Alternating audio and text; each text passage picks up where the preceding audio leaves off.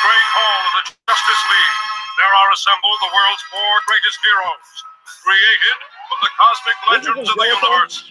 Superman, Wonder Woman, Batman,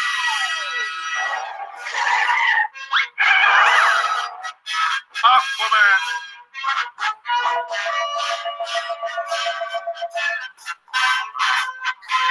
and those three junior super friends, Wendy, Marvin, and Wonder Dog. Their mission, to fight injustice, to right that which is wrong, and to serve all mankind. Yo, yo, yo, what's going on, man? This is Afi King, and welcome to Super Friends Sundays. If y'all in the chat, man, no secret watchers, y'all check in if y'all want this expert level game.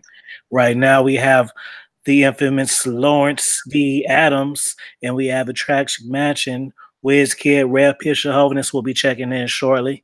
So, as for now, y'all check in the chat. We're talking about being a man, and I thought it'd be kind of cool for Wiz Kids to start it off about being a man, since he's a young man and he has a perfect perspective of being the man that he is as far as being a teenager and about being the man that he wants to be. You understand what I'm saying? From being to school and whatever influence he has at home, and even the influences that we have on him. And we all learn from each other. So shout out, man. State your name, man, in case anybody who's new and they don't know who you are, man. Tell them. All right, cool. All right, they call me the Whiz Kid over here. I'm Attraction Mansion. Wait, Afi, could you mute your mic for a second? It's like echoing. Oh, okay. Thank you. Yeah, so I'm Attraction Mansion. I work a lot with like the younger people, like the high schoolers, college, but like work with all of them in general. And yeah, so check out at Attraction Mansion on Instagram, Attraction Mansion on YouTube, or Attraction Mansion on my Patreon, which I just started with the content. Now, getting into what being a man is. For me, obviously, I don't have as much experience as Afi does, or as Lawrence does, or Red Pill, but what I do have is the knowledge of going through the experiences as I am right now. And the biggest thing to me when I think of being a man, quote unquote, is your ability and drive to improve yourself all the time. A true man is never going to be a stagnant guy. He's going to constantly be trying to improve himself in any way that he can to better his life for the future. That's the most attractive quality you can have. And then another thing when it comes to being a man that I've learned is you have to be able to state your mind. You don't want to be that follower that just like fits in with everyone else. Don't be that guy. If you have a thought on your mind, say it. People will respect you so much more. And that's where people come in with like the alpha male or the beta male and stuff. The people who aren't afraid to do that, those are quote unquote the alpha males. Like the guys who, they don't care what other people are going to think. You should strive to do that. And what's going to happen is when you do that, people will respect you more, and more people are going to want to be your friends than if you were just a follower, because nobody is impressed by a follower. No one's like, oh, I want to be friends with that guy, because it's what everybody else does. Be yourself, because a true man isn't afraid to be himself. And that's something I've learned at a young age as a high schooler, because there aren't many people who understand that. Most high schoolers are insecure little twats. And I'm not going to lie, I was that way. I used to be. But then I started researching for myself and learning new stuff, working on myself, improving myself. And I've realized that life is so much easier now. So just make sure that you constantly are working on improving yourself, and you're constantly striving to be more confident than you are today. And however you do that, there are many different ways you can do that. But that's what I feel like is most important. And then also fixing your body language. A lot of guys have slouched over body language or like crossed off body language where they fold their arms all the time. That just comes across as being insecure. Don't be like that. To be a true man, just that kind of stuff. That's what I've learned so far. You see why we call him Wiz Kid? You see why that? You see how articulate he is for a teenager, man? He knows what the fuck he's talking about. He's like a game scientist, man. Oh, we over here live on Instagram too, just for y'all know I'm on the Instagram too. What up, T.O.? What up, Jonathan? Bam, what up, Jeff? What up, Johnny Streams? Andy Silva from Brazil, man. We got cross country shit. Roger Goss, what's going on? Leon, what's going on? King Solomon, True Light, what's going on, y'all? Y'all check in if y'all in there.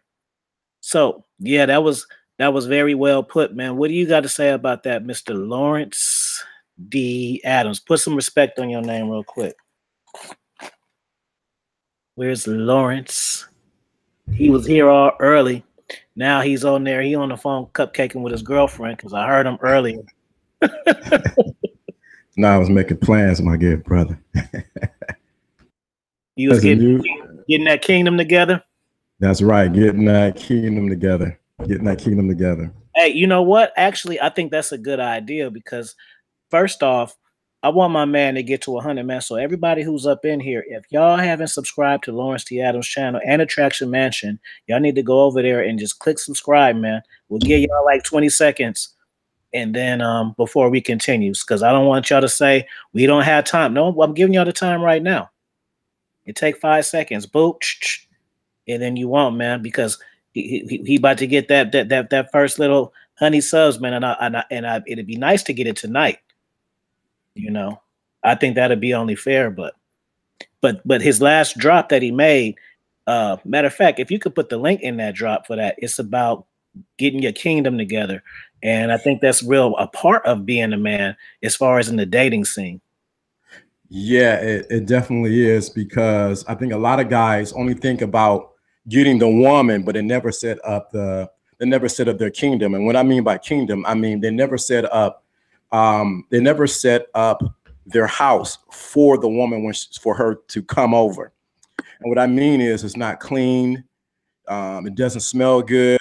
The toilet's not clean. Different things to maximize the time that she's over there. We got to understand that women think differently from us and they perceive things differently. It's not a bad thing. It's just who they are. But you want to make her as comfortable as possible to get the maximum results for why she's coming over there. One of the things about my place, they said it's so quiet, it's so clean. And I said, yeah, and it smells so good. I said, you know what? I said that I do that not because of them. That's the key. Most guys miss it. They try to do it to impress the woman. I'm not trying to impress the woman. I'm doing it because that is what I do to keep my kingdom together, because it's a representation of who I am. Right. And I think a lot of players don't know, because having female friends, you get disqualified. The bathroom is the main shit, fam. This is the thing. When the women ask y'all, can you have a bathroom? They're not fucking using the bathroom for reals. They're not using the bathroom for reals, fellas. I promise you, they're not. They're looking at the side of that shit and all that. And what if they spend the night? That depends on your bathroom, man. Y'all might make y'all beds and shit and think y'all good. It's the bathroom. It's the bathroom. I'm telling you, it's the bathroom. Then what I do, I take it to another level, because I'm like my dude said, this expert level game. I lay the towel out. I lay out the washcloth, and I use Dove, because a lot of women are irritated by different soaps. You can't use the soap I use because they're a little harsher. So I have that set up. So it's already laid out in the bathroom, or it's on the bed. I'm just telling you, this is how you do it. I'm on mute and shit. Attraction Mansion, you want to add to that? Honestly, when it comes to the whole like setting up your kingdom, I can't say anything specifically because obviously I don't have my own place right now, but I would definitely agree that it would be a good idea to make sure that what you are presenting is clean and has a good smell, and that you don't have shit all over the floor like my room does right now. Like, you want to present yourself in a good way. Even you should do it for yourself, but if you know a girl could potentially be coming over, like, be prepared in advance so that you don't embarrass yourself later when she does come in and she's like, oh wow, this dad's a filthy dude, and then she just wants to leave. Like, don't ruin your chances after you got her that far by fucking up because your house doesn't look nice, you know? Right, man. Say that shit to after like 20 beats. You got 20 times before you start having shit all over the place. I'm telling you, it's a key factor. I'm telling you, when they come over my house, and I make sure this is another things, dudes, you got to make sure your sheets are clean. She about to lay down. She's seeing stains from other ventures that you have, and you got to make sure it's no silk sheets. Huh? You said no silk sheets. You be sliding around. Oh, no silk sheets. Y'all better not ever. I got that silk sheets one time. I was sliding everywhere. I was trying to lay down the drill, and I couldn't get my grip in the way I wanted to. I said, you know what? It's time to go on the floor. Hold on. Hey, y'all on Instagram, y'all check into YouTube because I'm about to put my phone on the charger. So y'all come over to YouTube. Y'all know the channel. Y'all need to know. Well, matter of fact, now people starting to come in there again. I'll let y'all go a little bit. What's going on? He said, got Hot Pockets crumbs all in the bed. Yeah, man. All type of spaghetti noodles and shit. Yo, can I start a little topic here? Go ahead, go. All right. I feel like a good topic to talk about is like in the past episodes, like we talked a lot about like how to get the girl attracted and stuff like that. But I feel like once we do that, like some guys obviously are going to want to take it to different steps. So some people are going to want to go have sex with her. Some people are going to want to try to build a relationship. Like, how do you, based on like whatever your end game, whatever your end goal is, how do you make sure that you keep the girl around to do that? What would you say? With these good ass questions, look at you. Look at this young host already asking good ass questions. So you saying how is it? So basically what you're saying is a lot of times the dating coaches and stuff focus on getting the girls when we need to be talked about actually keeping the girls, correct?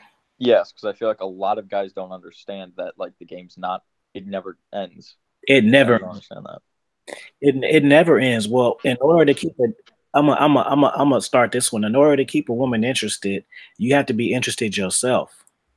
You see what I'm saying?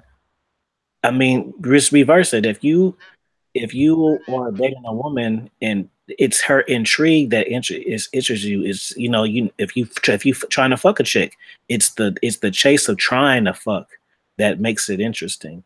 Exactly. You don't know what's coming next. You don't know what's coming next. You're hoping, ooh, I got the second base. I got the third.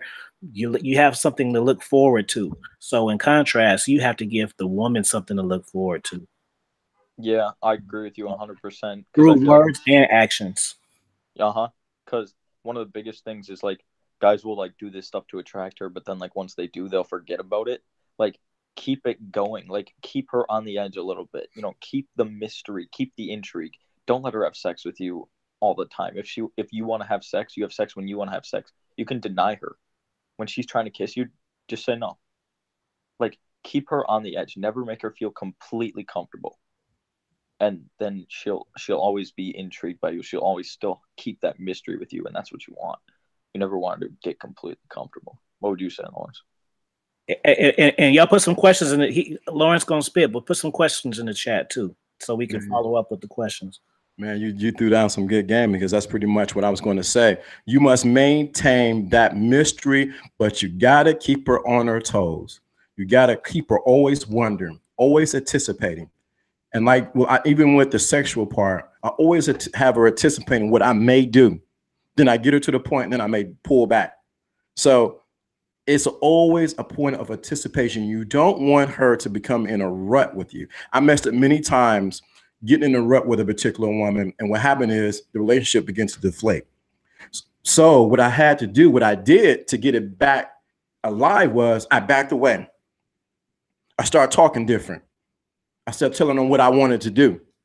Look, I want you to come over. I want to do something to you. You better lay down. That completely changed the dynamics of what was going on with me and her.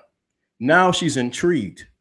And a lot of times guys get complacent because they got what they've been chasing or what they've been looking after. You cannot become complacent. The game, even if you're married, because there's some guys that are married that may listen to this, the game, even when you're married, the game never stops. And when we mean game, we're not talking about you trying to manipulate someone. We're talking about strategies. The strategies never stop. I don't care where you go. If you do, somebody else will be running game on her. Yeah, let me say something to add on to that there. I feel like also this is a little unrelated, but a lot of guys, when it comes to game, they get all worried about like the fact that like they feel like they're not being themselves. They're manipulating or whatever. But you have to think about this logically. Whenever you talk to some new person, you're never being yourself. You're always trying to come across as better. You're trying to manipulate them into being your friend. You're trying to manipulate them into liking you. Like if everybody was actually themselves, you'd walk up to a girl and say, I want to have sex with you. But guess what? That doesn't work. So sure, you may not be completely yourself, but this is the stuff that gets you in the doors. Like you don't want to be afraid to use this stuff because just make it a part of your personality. Like when you're developing a real connection with her, then make sure you're yourself. Like make sure you're talking about real things and being honest. But like it's okay to do a few things to get yourself in the door because that's how you're going to get her attracted in the first place. That's good. I think a lot of times guys, when you just piggyback on what you just said, guys who not come from their core. When I mean they don't come from their core, they are afraid to say what they want. I've seen it happen too many times. The moment that I said what I want and was unwavering about it, I got it. The moment I was undecided, putting her slightly in my mind on the pedestal, she felt the shift in energy and she began to recoil back. So it's important that you come from your core, like, look, this is what it is. I want to do this. I want to participate in that. You have to be completely honest with yourself. Women love it because you're straight up with them. We've been taught and programmed in this society to think the opposite. And that is the reason why we have channels like that to deprogram you from thinking like that. Yeah, and like you said, oh wait, I just lost my train of thought. Wait, what were you just talking about? About the programming. So the programming, you got to deprogram yourself, but you need to come from your core when you're approaching women. Yeah. I feel like a lot of guys feel like in order to keep a girl to like them, that they have to like please them and make sure they're always happy. So they'll just be really agreeable. Like you can't do that because as much as like you think logically that should work, women respect you way more when you tell her like straight up how you want things done, like how you like things, and not just be like, oh, whatever you want, it's okay, honey, whatever you want. Like, don't be that guy because you might think you're being nice, but in the long run, you're being an asshole because you're not being yourself and you're not being genuine to her. Ooh. That's just my take. Because when it comes to quote unquote nice guys, they're not nice. They're faking being nice so that they can get a girl, which is actually kind of an asshole move if you think about it. So, just my 2 cents on that. That's funny because nice guys are really selfish at heart. I know because I've been a nice guy. I was trained to be one. Don't do nothing. Don't say what you want. Just say whatever you want. I was selfish because I never really got to the core of what I wanted. You gotta, this nice guy thing got to drop.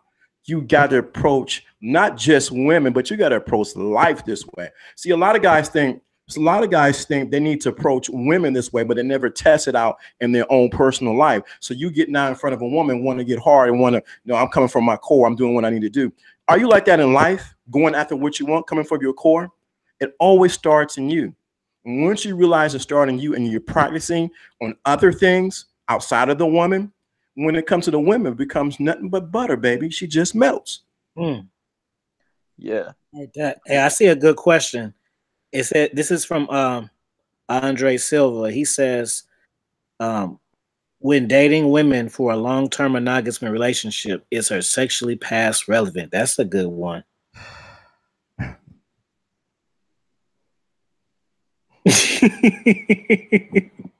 So attraction matching. If you meet a girl and she's fine and she's bad, okay, say the finest girl in your high school, right? Right. So whoever it is, what's her name, Christina, whatever the fuck it is. So that's she want to be your boy. She want to be your girlfriend, right? She slept with 20 dudes. You know that. So how do you feel about that? Honestly, I feel like she's one of those girls who mess with grown dudes. So she got 20 bodies. Yeah. But she the last one in the school. Everybody wants her. What are you gonna do?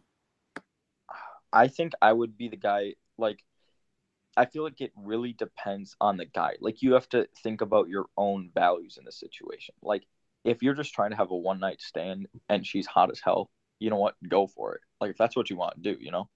Like, I myself, like, I don't like to have sex randomly. Like, I like to have sex when it's with someone I actually care about.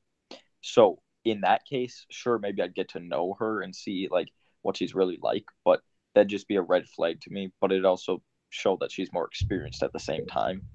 So it's kind of like what you value yourself, I'd say. I see you shaking your head, Lawrence. What you got to say, man? Man, I'm gonna tell you, it's a two-way street here.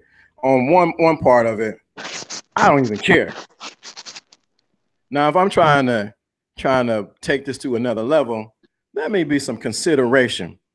But if I know she's smashing everybody, I do have, me personally, I can't speak for everybody, I have a set of standards when I don't want to do it. I don't want to know my dude over here and my person over here has smashed and we all communicate. I don't want to know that. That's too much for me. But if I don't know that, I don't care. I'm going to hit it. But if it's going to be long term, I'm going to ask some probing questions, because having sex with men, anybody who this is the principle. Any person who enters the other person must submit. So when you enter a woman, they must submit because you are entering them. And so a lot of times now she has submitted to so many dudes that she cannot connect with you on multiple levels. Mike, your answer was good. Yeah, that's a good answer. Well, can I say something else that's like related to the topic before that quick? Go ahead. All right. Well, I'm just gonna drop some shit here that I just learned a few days ago, doing some more research.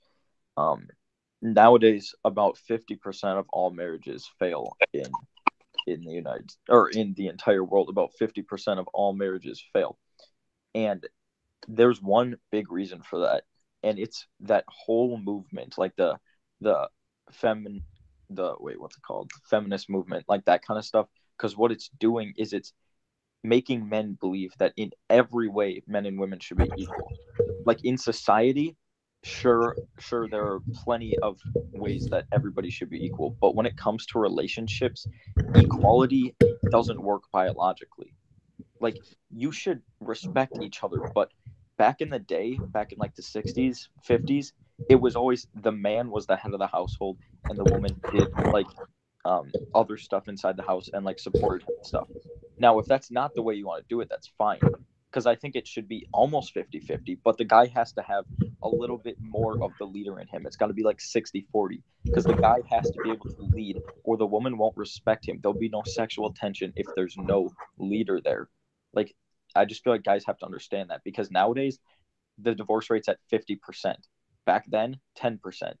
So it's just facts. Like, some people might think this isn't moral to say that.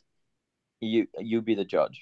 You be the judge. I'm just saying what I found online or what I've read from different research and different studies that are done. And that's the number one reason why there are lots of divorces nowadays, is because of that and the problems that stem off of that. Go ahead and preach, Wiz Kids, with that grown man fucking game. That's why I like you, man. That's why I like you. What's up, Delano on Instagram? Yeah. What's up, King Solomon? My man, Red Pill Chavovinst just popped in. We talking about being a man, man. Chime in.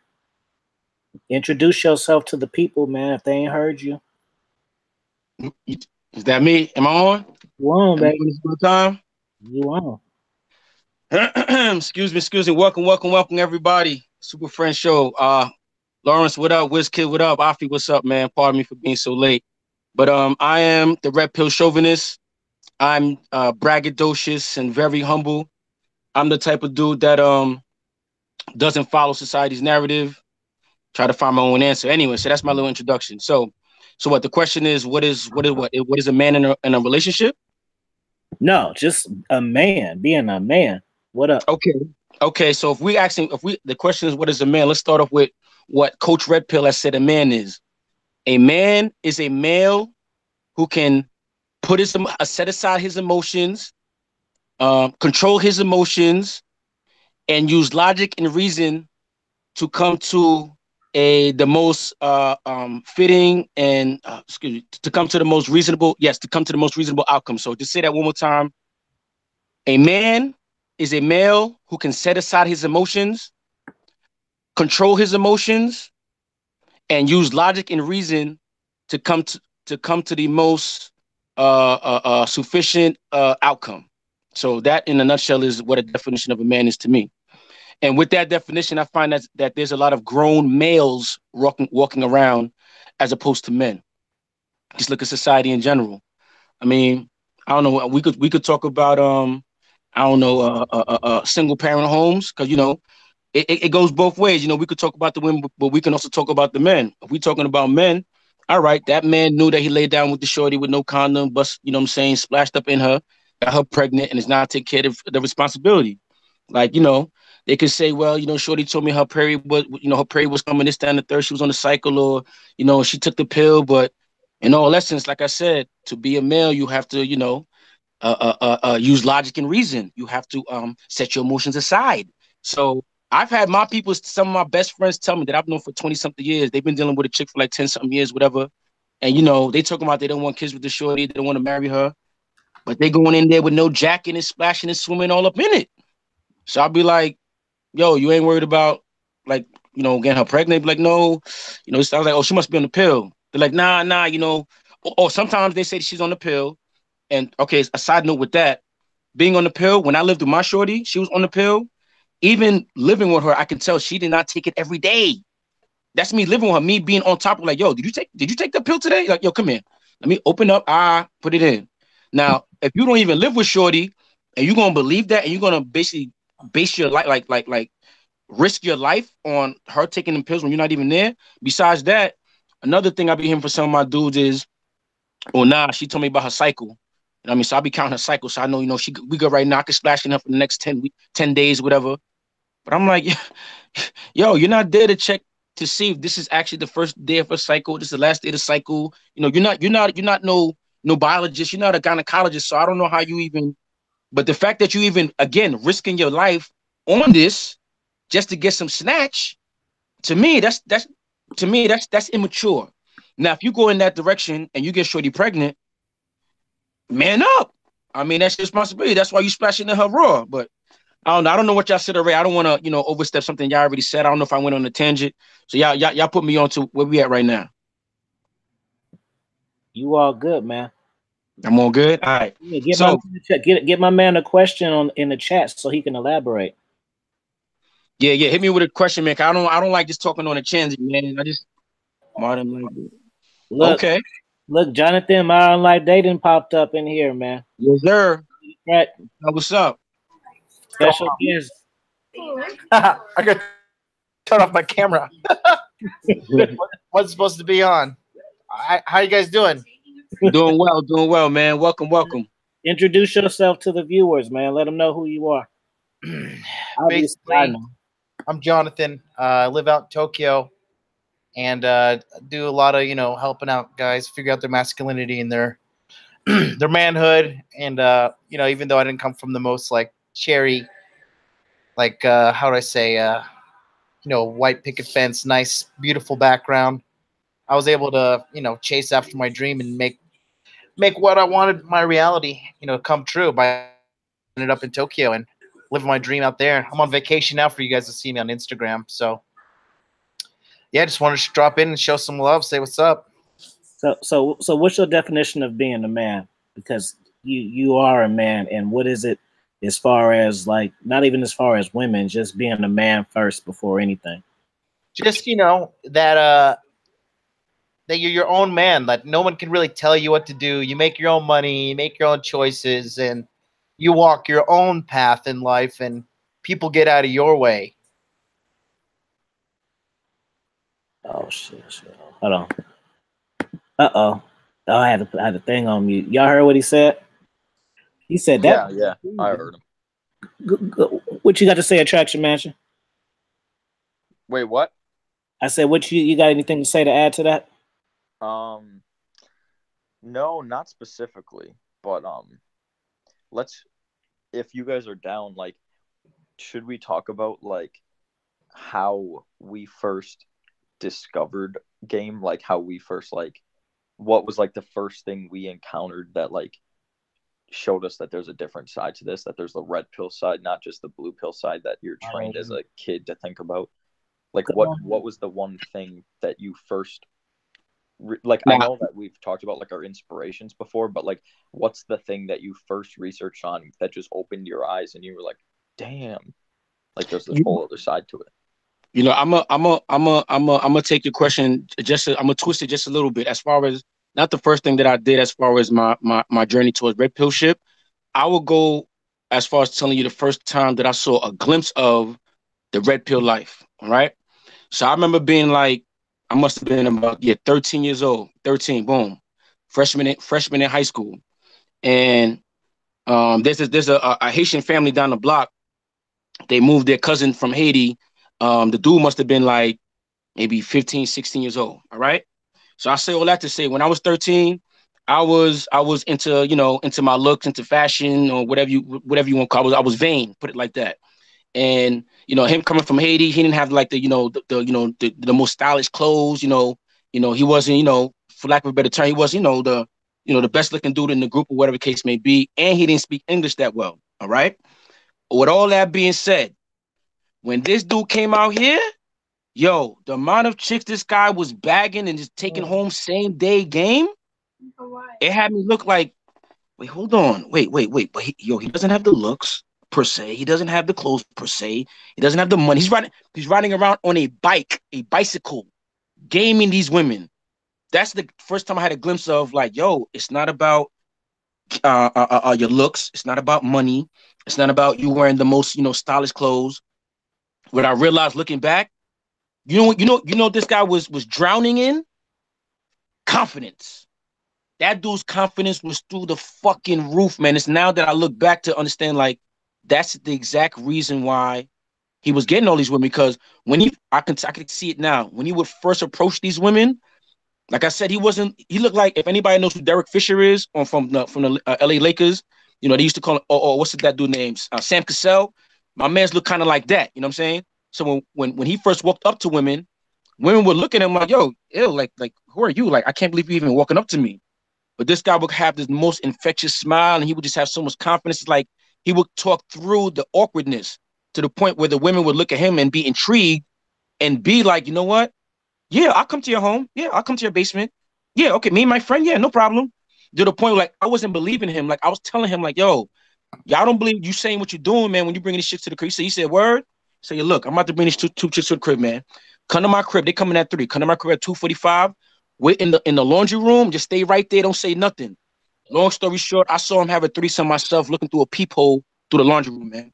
That was the first time I had a glimpse of, oh shit, this shit is real. Like, you sound like you were describing me the whole time. You got I'm telling your life story. Yeah, like, hey, Bottom Life Data, Jonathan, you tell me what you think, because you in a relationship, so I think you can get some real fire game right here. Jonathan, he's smiling. I already know what you're doing. You was in the bed. You put it on mute, man. You getting in real quick. Lawrence, you want to speak on it? You shaking your head. I see you. I actually can't think of right off the back my first wild moment into it, but I had a cousin, older cousins, that should have jumped in. No, SJ3, he said he should have jumped in when he seen the threesome. Right. I had cousins that were older that stayed around us or with us and things like that. They were way older. They were like in their 30s. But I noticed that the lady across the street had a husband, completely beta. He would leave, and my cousin would go over there and spend a little time. I say, this don't make no sense. He's like, oh, go out and play. I said, something ain't right here. Then old buddy would come back with the car, and my cousin would go back to the family house, sit there, eat some food, sit on the top porch and watch him, not knowing that he had just knocked off his wife. I was like, wow, this is for real. I had to be at least around that 13 or 11 years old, because I stayed with my grandparents for a little bit. And I was like, this is amazing. But my cousin was notorious for running through women. And I didn't understand it completely, but now I do. Hey, real quick, I want to play a game real quick. This is what I want to do. So on my end, it's 9:05. So obviously we're hours apart, but the minutes is still the same. So from 9:05 on my side, so let's just say from 05 to 09, I want y'all to ask the most fierest, randomest questions in the chat. And I want y'all to direct it to who y'all want to ask it to. It can be Jonathan, you sucked pussy before. It could be Red Pill, you ever had a threesome. Lawrence, you ever got slapped by a chick. Whatever the fuck. Put the questions in right now. Y'all got 5 minutes. And then we gonna all look in the chat and see. We gonna see who needs to answer the question, because y'all gonna say. So if y'all want me, just put Afi. If y'all want Lawrence D. Adams, just put LDA. Attraction Mansion AM. Get red soda. Red Pill Shaholdness, just put RPC. And then we'll know who to answer the question. We don't have to even think about it because we all looking at the same thing. So ready, set, fire. Let's see. We all watching. As soon as the question come through, whoever it's to, we're gonna answer it truthfully. Yo, I can't see the chat because I'm on my phone. But if I get one, I'll tell you if you get one. I'll be your eyes. The guy in Japan, that's me. What's up, Quake SRK? Oh, see, see, we had a good question. We had a good question for you, and you was being freaky with the mute camera on. I already know. Hold on, what was the question real quick? This one for you. I took off. I got some Popeyes delivered to my room. Okay, it says sorry to repeat myself. How does it basically, he wants to know, does being in a monogamous long-term relationship, does the body count matter to you?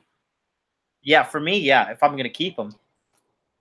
And does it? And do you think that if she has a high body count, that it affects her ability to be faithful, or is it just like people change? Like, what do you think? I think it shortcuts their chemistry. I mean, there's science behind this. I see SJ Attraction Mansion, but I didn't see your question. Let me see. You said his name, but I didn't know the question you wanted him to ask. Yo, Afi, there's a question there for you, man. It says, how did you develop your mouthpiece? You don't want my answer, man, because I always have mouthpiece. I know it's a cheat sheet, but I'm telling you, man, and you know what's funny though is me teaching kids. I can tell which kind of kid I was by the, you know what I'm saying? Like, obviously we didn't have smartphones and video cameras when I was 6 and stuff like that. But now that I'm grown, I can identify personalities that I had with the kids. Like, man, I know I was just managed like that, because the kids in the classroom are all the same age, but they're so different. So I was always a very charismatic, likable kid. Always. I always was a leader. People were like, what y'all want to do? And maybe, like, it was always like that. Now, when it came to girls, my attraction had to grow for girls in order to use the mouthpiece. Because before I was young and women liked me, but I didn't really care for them. I like riding my bike and shit. You know what I'm saying? I wasn't one of those thirsty ass kids who was trying to get laid at like 10 and shit. Like, I didn't care about pussy at first. But that's to answer your question. Babe, can you get fork? Yeah. Restaurant. This one for Lawrence, and then SJ. What's the question that you have for Attraction Mansion? Because you just put his name, but you didn't ask the question. But hold on. You say you're a bad motherfucker, Afi. Yeah, you're right, Mike. I am a big kid at heart. That's why I do what I do. But Lawrence, you see your question? Okay. Yes. Lawrence got one, and then Jonathan, you got one after that. Let me read the question. It says, Lawrence, while executing your best game, give us an example of a woman that confused you on her reaction or non-cooperation to your game when you thought she definitely would. Wow, man, I got to really think about that. There's been man, that's you had a good question. I think it was a time where it was this young lady that I was trying to talk to, and I thought because all the context, all the clues and choosy signals that she was giving, that she was down with my program. Later on, she flipped it and said, you know what, I just see you as a friend. So I had to go back and reevaluate my game and what I said to cause her to think that I wanted to be her friend. And then when I looked closely, it was something I said and the energy that I was giving off that actually gave her that perception. So once I changed those one or two different things, my whole interaction began to change. So that was one example I actually had. Good shit, good shit. And it says in this one, so I got Attraction Mansion first, and then Jonathan. The Attraction Mansion one, he asked, SJ3 asked, have you ever been with a woman twice your age, or have you been approached by one? By a girl twice my age? Or are you like even into that? Or have you thought about like dating older chicks or what?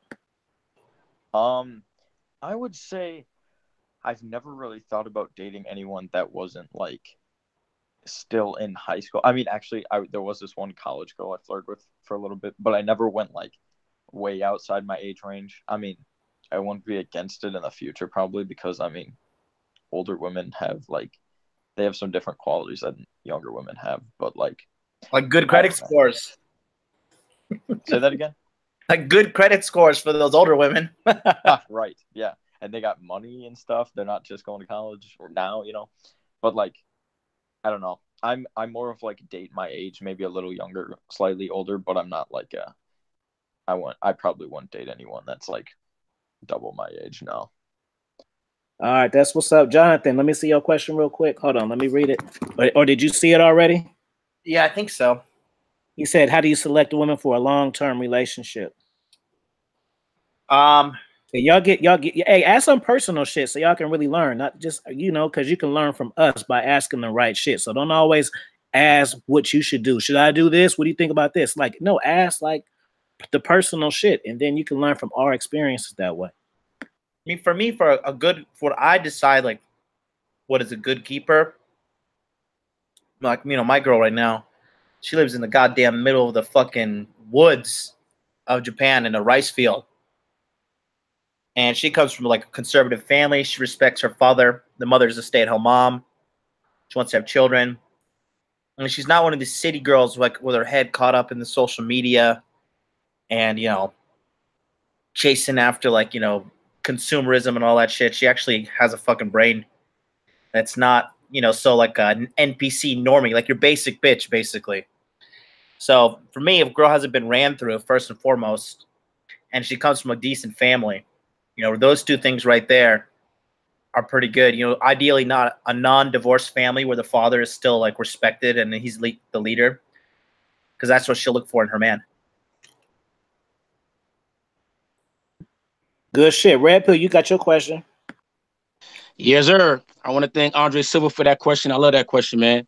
The question is, do you believe men and women are equals? Are you an egalitarian? If not, what makes us different for you? All right. Do I believe men and women are the same or equals? Absolutely not. Fuck no. Okay. Absolutely not. Okay. Just in case you didn't hear me the first two times. Absolutely not. Now, equal and balance is not the same thing. I do not believe women and men are equal. All right. For what reasons? I mean, it's simple. Sometimes I compare it to like a cat and a dog. If I were to describe an animal that walks on four legs, is furry, has whiskers, can be domesticated, you don't know if I'm talking about a cat or a dog.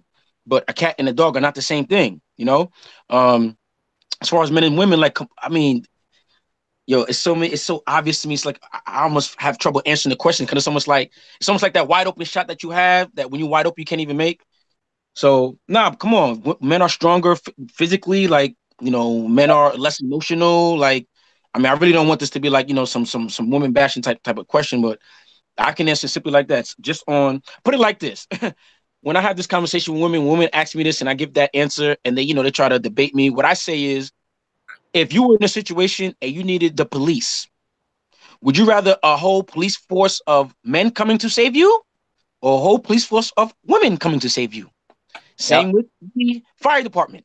If your house is on fire, God forbid, would you want a whole team of firemen or fire women.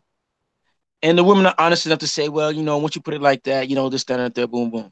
I would put a side note. I work in the healthcare field. God forbid anybody here needs surgery. Please go with a male surgeon. Just trust me on that. Women surgeon, you think we should do this or should we do that? You know what? I gotta go pick my kids up. You know, we're not gonna do that. Let's just, yeah, I'm serious. I'm not the male surgeons. Yo, we got shit. I gotta pick my kids up. Yo, call the wife, man. Tell them I can't pick the kids up tonight. They're gonna have to find somebody else. I'm not lying. So so that answers the first part. Are we equal? No, we're not equal. What makes me different? All right, we can go. If you haven't read the Manipulated Man, in the Manipulated Man, it simply states that men are more intelligent than women. When people debate me on that, one of the first questions I ask is, all right, you know, women have been free, you know, as far as like, you know, women's independence, feminism since at least the 70s. So that's about what, 30 plus 20, about 50 years now, right? They've been free to do whatever the hell they want to do.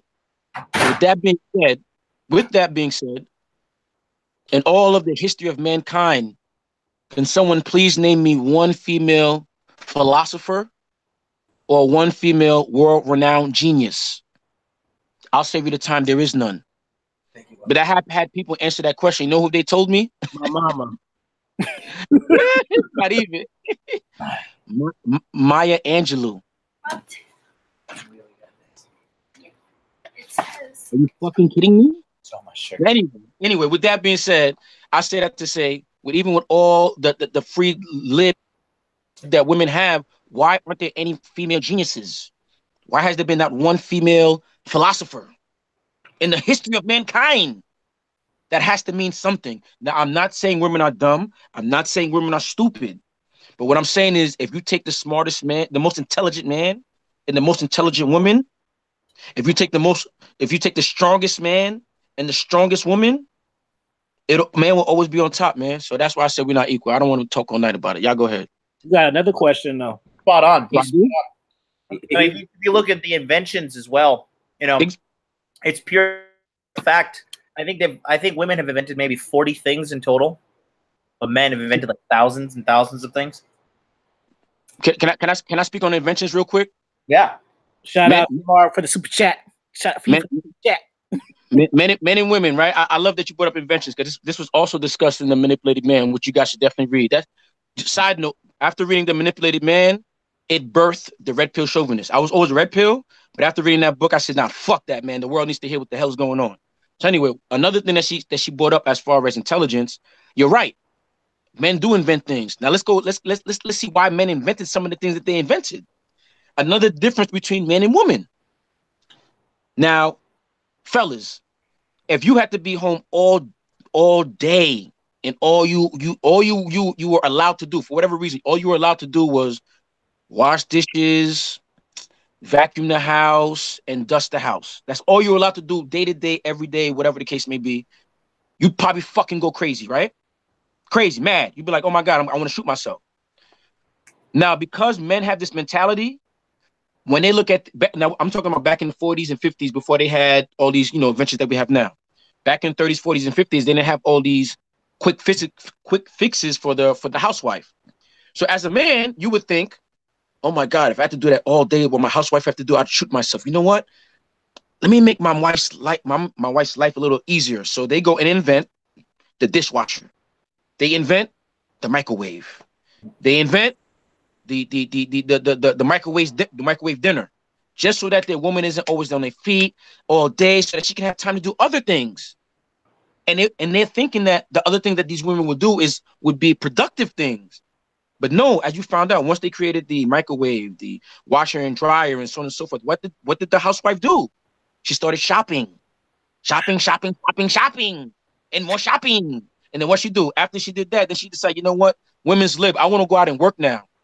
All right, so now not only are you not taking care of the home because the washing machine, the microwave, and all that is already taking care of all that, taking all that, the vacuum and everything's taking care of all that.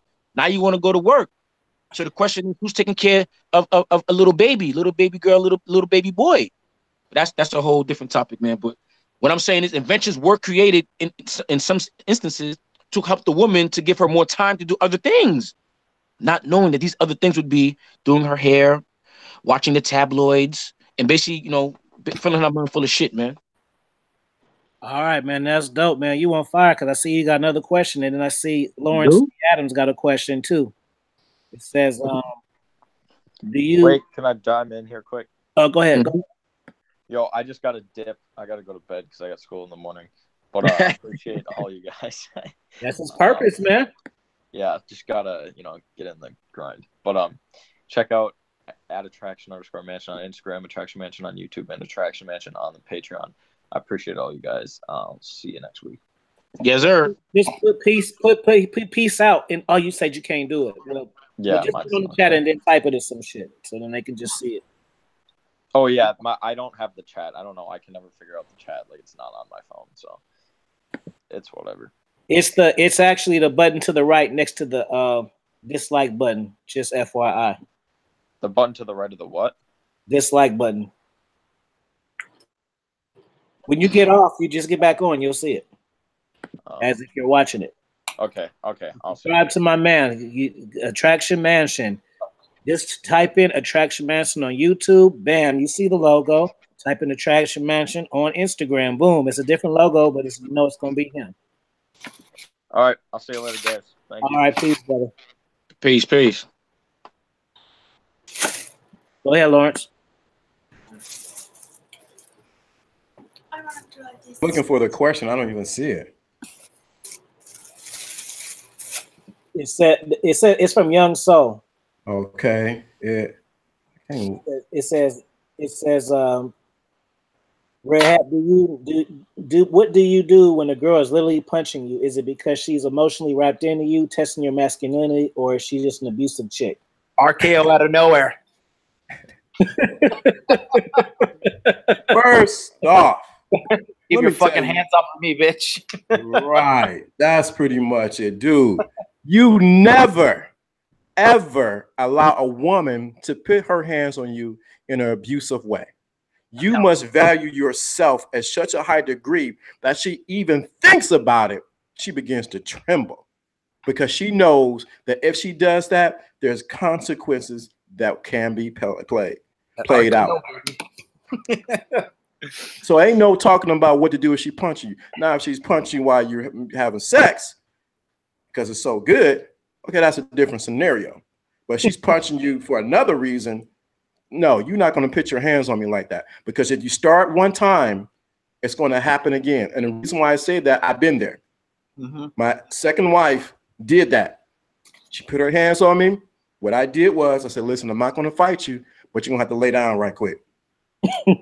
I will do what? You got to lay down. So what I did was, she didn't know I got moves. I laid her down. I said, you need to stop. Get a hold of yourself. I did not hit her. I did not try to abuse her, but I laid her down and said, calm down, because I'm not the one. Hey, I'm about to get some of R. Kelly tricks, man. Yeah, he was fucking people up, man, but he got some shit you can use, because that nigga was a beast, man. He had their minds, body, soul. Goddamn, like moms was kidnapping them, having to kidnap their own kids. They was sneaking back to him, like, bruh. Jonathan, you want to touch on that? Sorry, man. I'm just laughing. I'm being fucking slob over here. No, yeah, I think, well, look, here's the real deal, okay? If a girl, before a woman actually hits you, she's already been sniffing out how much of a bitch ass you are. And I guarantee you, no woman is hitting, guy like Afi or guy like me, because they know.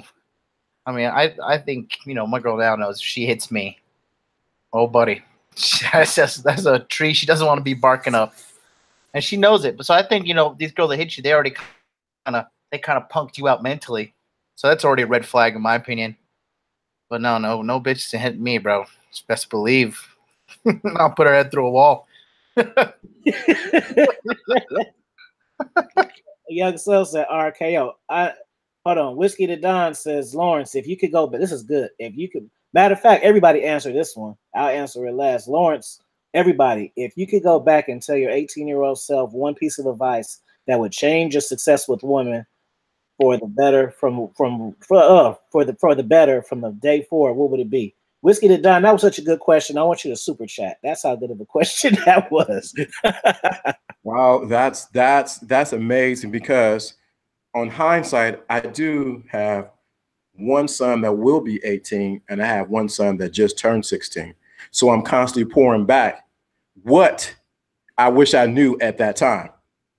So the biggest thing I wish I knew, that, you know what, don't be afraid to approach, go out there and get what you want. I tell my sons all the time. Walk with confidence. Act like you own the place. Don't be afraid to approach her. Let her know who you are. I've been instilling them since they were 7 to 8 years old. You are the prize and you are a master. Their grandmother and their mother try to fight it, but I say, you know what? I'm raising men. I'm not raising no little punks, and they're not going to be punked out. So if that was my 18-year-old self, it would be my sons right now. What I pour into them now. You are the prize. Act like it. Walk like it. Expect it. Expect women to comply to you. Now I can go on about this, but that's one of the things I would just say. Have women comply. Have them. Just the other thing. Don't just have them do sex acts. Have them do other things for you. See, sex, it can be easy and they can get out the loop. But if they can start doing other things, it's dangerous. Dangerous. Yes, sir. So I'll piggyback off that. I would say make sure that you have women. If I could go back to my 18-year-old self, number one thing I'll tell myself is don't fear rejection. Embrace it. Like that shouldn't be something that's even a thought in your brain. Like he said, know that you're the prize. And lastly, I would tell myself, make sure that the women that you deal with invest in you. Because once the women invest in you, game over. That's why when a woman catches her man cheating, she doesn't leave him, because she's already invested whatever she's invested in him, and now she's looking at the other woman as competition. So I would basically learn how to use the jealousy button on women and learn to have women invest into me, so that I would have to do less work, sit back and just let them do all the work and compete for me, the prize. Good shit. Jonathan, you want to touch on that? Hold on. Let me say something to that. Can I say something right quick? Hold on, Jonathan. Prior to us even getting on this live, what was I doing? I was on the phone, as my dude said, I was cupcaking, having a woman plan out my trip in March. He talks so epically, don't he? I was on the phone. having her plan out our trip for March. Where y'all going? Tell Anthony Conrad Peel. Couple destinations. Got to see Jamaica, maybe Jamaica, New Orleans, or Cabo. Nice. Go ahead. You was about to start talking. Go ahead. For me? Yeah. Oh, I was just saying nice to that man's travel destination. Sounds good. What was the question? If you can basically talk to your 18-year-old self, what would you tell yourself? Oh, fuck. Buy a shitload of Bitcoin and sell at 20,000. Just to get rich. I'm just at that point now in my game that, like, the only roof that I can really pass through now is like fame or massive fortune. Because that's a whole new level of game as well up there. Like when you just have, point and come with me, pick up skills. That's the next level I would like to achieve. Just for the fuck of it, just to see it, just to see that level. I don't know if that makes sense to you guys, but the certain level of game that comes with having a certain amount of money or fame. It's just like, I've seen it. It's fucking unreal. I think that's just pure confidence, man. I understand exactly what you're saying. I'm gonna use what you just said to answer the question for myself. Okay. If I could talk to my 18-year-old self, man, I would really just have really focused on myself and spend less time chasing women. That way I wouldn't play catch up like I am now. Yeah, I'm fine. Yeah. But if I would have took if I would have took all that energy and all that chasing pussy and put it towards myself, I'd be twice the man that I am now. And it took for my life to actually have retrospect to acknowledge that. Yep.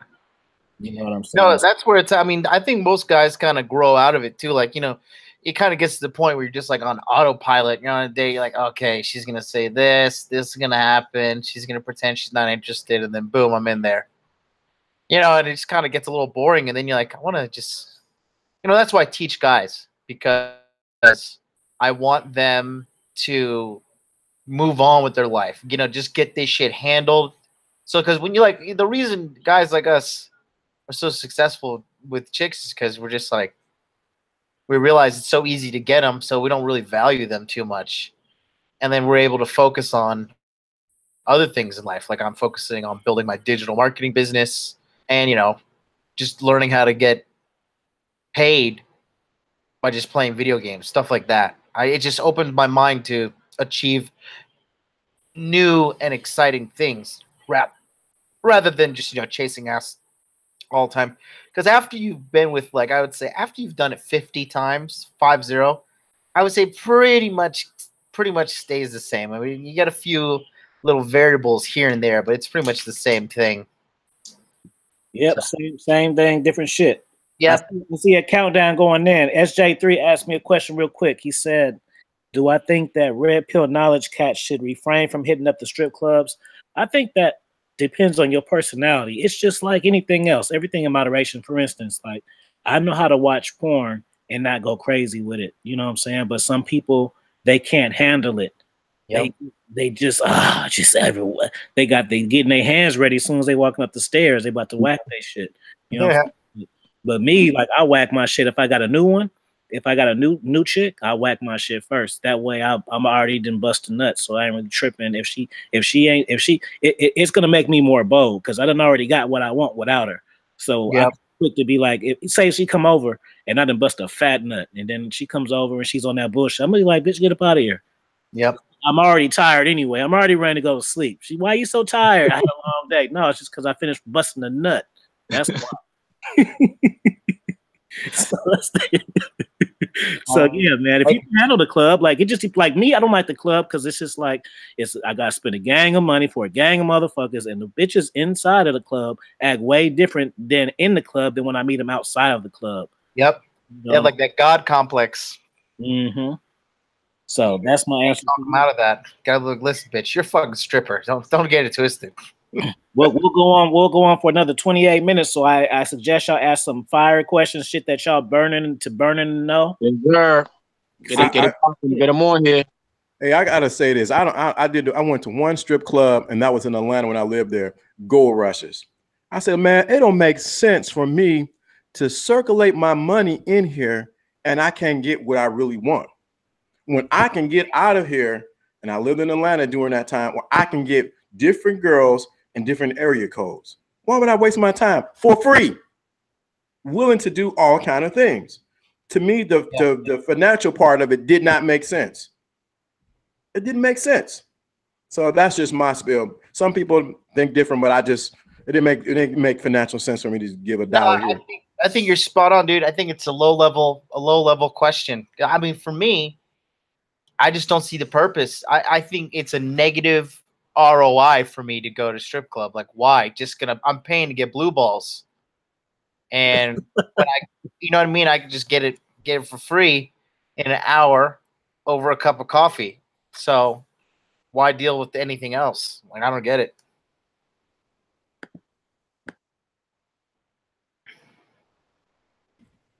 Most cats ain't thinking like that because they're only thinking short term. And they only think about, because this is the other side, the psychological side of it is you're getting something. Michael Cobra in here hey, Michael Cobra, I know that's in here putting you putting thumbs down. You want to make up with me? I don't get more than 3 thumbs downs, and I get thousands of views. So I know that's you doing that for the fact that we still on, and I got more than one. You didn't add it to it. So you want to make up with me? You ready to be friends again?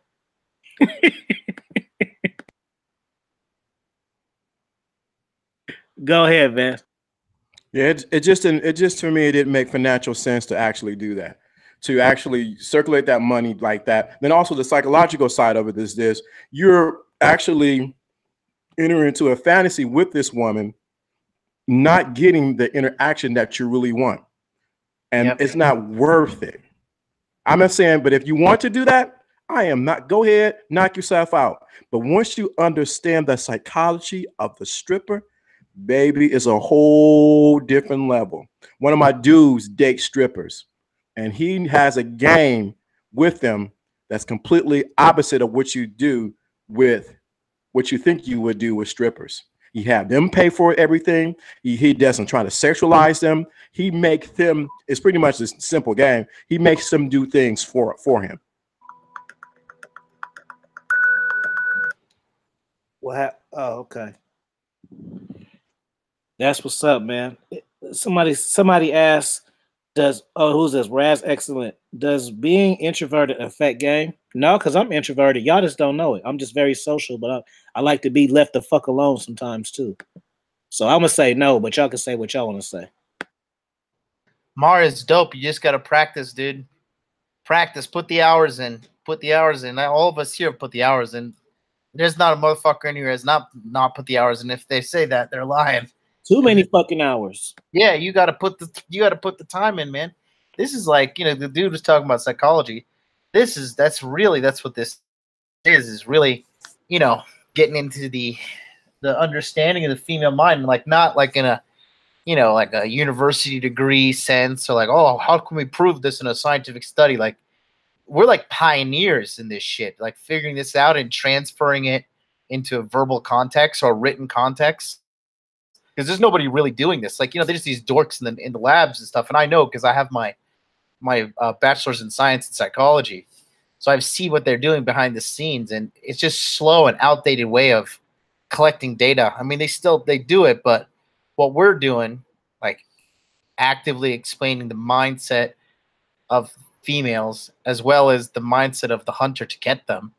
I mean, this shit is high level stuff. It's just we're not really accredited, if you will. We don't have like official governing body over us saying that we're a source of authority. So you have to kind of take it, take it or leave it, kind of like option you have there. But I mean, if you can pick up this stuff, dude, the quality of your life is going to go up minimum 50%. If you can really pick up game and just figure out how to get this women stuff, because then it gets so easy. Like now I'm more thrilled with like hanging out and getting Uber Eats than I am like going on a date or anything like that.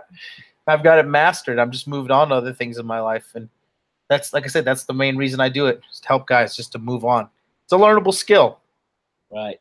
I see a question from Andre Silva. To me, it says, do I believe in ancient history, philosophy, and even religion texts like scriptures can be useful for you to increase your red pill knowledge? And do I believe in ancient wisdom? I know you probably thought you stumped me with that question, but I'm going to give you a better answer and a different answer than you think that I'm going to give you, right? So this is the thing. What's the name of my channel? It's called Dominance Mindset, right? So I named it that for a reason. If you don't have the mindset for anything, you're not going to get anything. Once you have the vision and you have an abundance mindset, you're going to get game. You see my channel, I get y'all game from movies, fucking Fist of North Star, cartoons. I could watch an episode of Family Matters and break down game in that fucking episode. So you have to have the mindset to see it first, whether it's a book, whether it's scriptures. Your mind has to be ready to accept and apply this shit. So yes, I believe in history and all that, but what I'm saying is that's not the go-to. You can read all that history books in ancient scripts. If you don't have the mindset to apply the game to your life, it's not going to matter. I can give you God's Bible to the game. He can send it down from me, from heaven right now. He's sending it down from heaven. He landed in my hand. Wow, this is all I do. And this is okay. When I meet a girl, I say this first. She says this. I say, I have to believe what I say in order to get results. You know what I'm saying? And when you really have the vision, you'll see game. You'll be at work and you'll see the way women are plotting on the manager. Like, ooh, girl, you see the new manager? You have to have the vision to acknowledge all this shit. And then game is going to be everywhere. Game is going to be at work. Game is going to be in your sleep, in your nightmares. Game is going to while you're driving. You're going to be driving and you're going to see, look at this car, cut him off because he's trying to get there faster. Bam, that's game. Yep. You got to have a mindset first. So Like Cat Williams said it best, man. In this life, it's pimp or be pimped. And that's fucking true, man. That's true in all things. Either you're working for somebody and he's pimping you out, or you got your own hustle, you know, and you're pimping somebody out. If you got, you know, if you're not running things with your relationship, believe me, girl's got you on that board like a pawn, and she's just, you know, playing her game.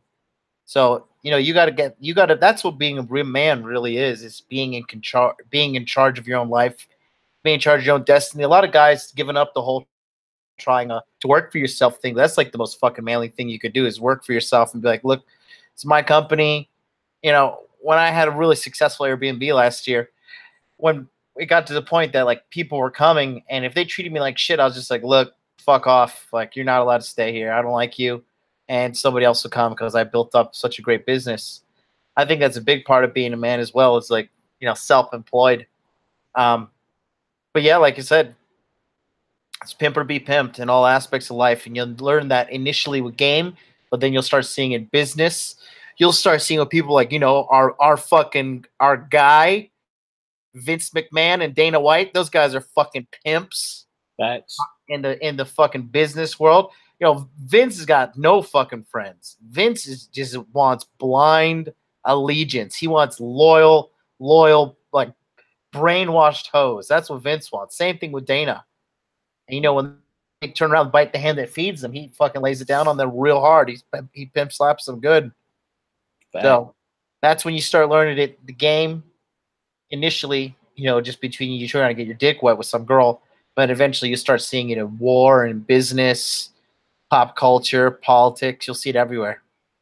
Right. Red Pill, you want to take this next question and we can all get it. It says, how to improve the mindset to make the game part of who you are as a man. That's a great one. We can all take this one, but Red Pill, you started off. Red Pill.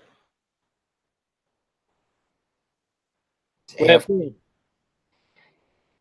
You here? Red Pill. All right, Lawrence, you want to take that? Yeah. Sure, no problem. The biggest thing to improve your game, let me make sure I got the question correct. What was the question again? What is the mindset? Hold on. How to improve the mindset to make game a part of who you are as a man?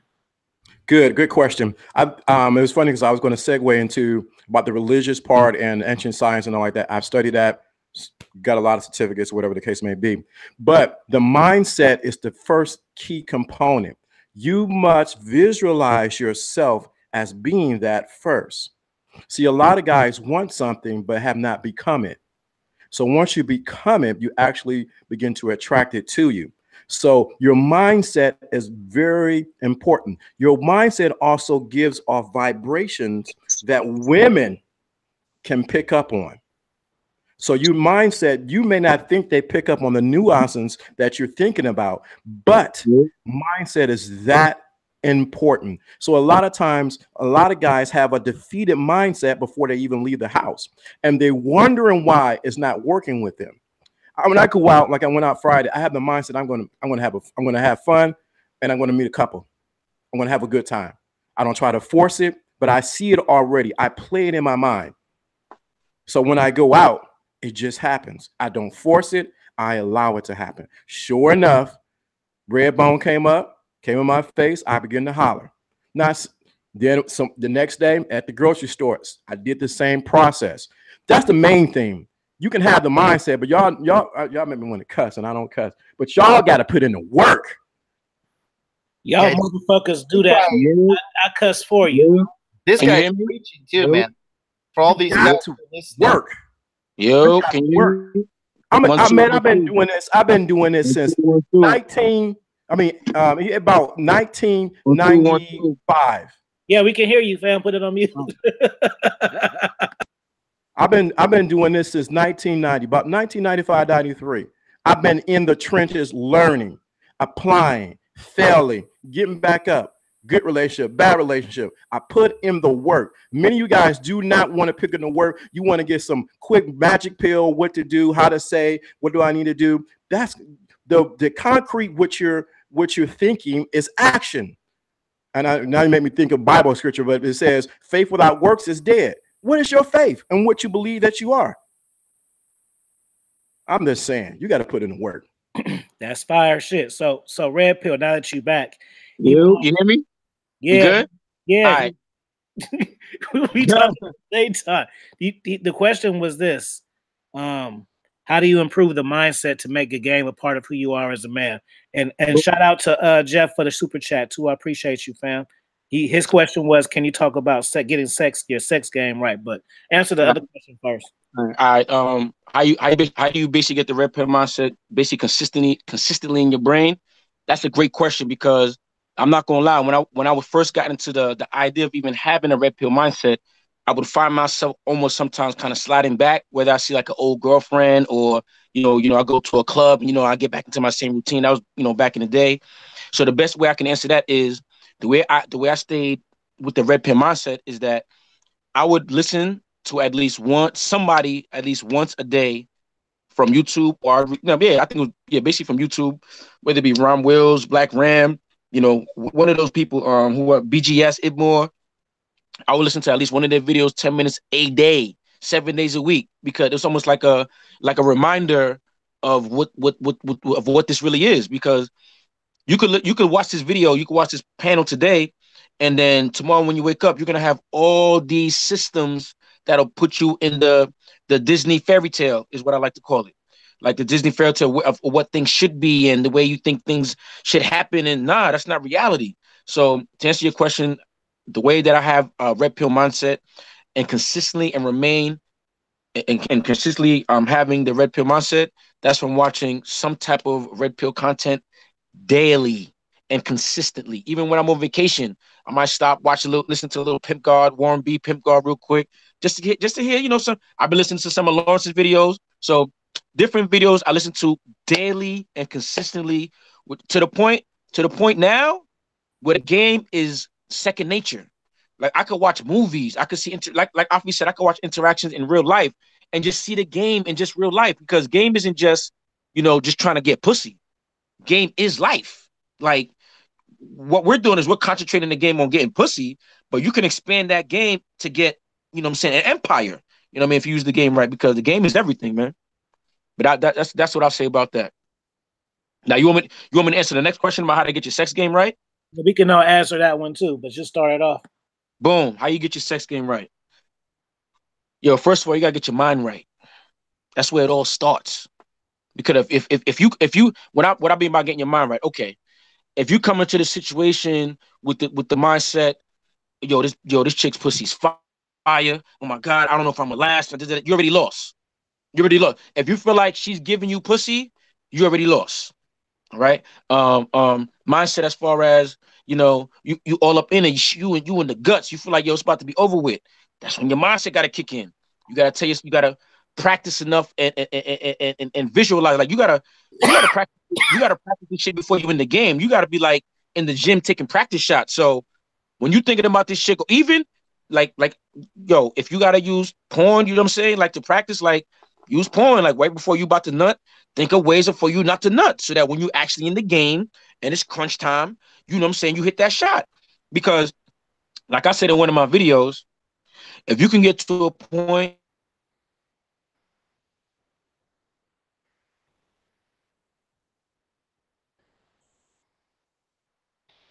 There? Yeah, you there? Did I get cut off or did he get cut off? He paused himself because I still see him. I hear him coming through. I think is he lagging out? Yeah. Yo. Yeah, we hear you.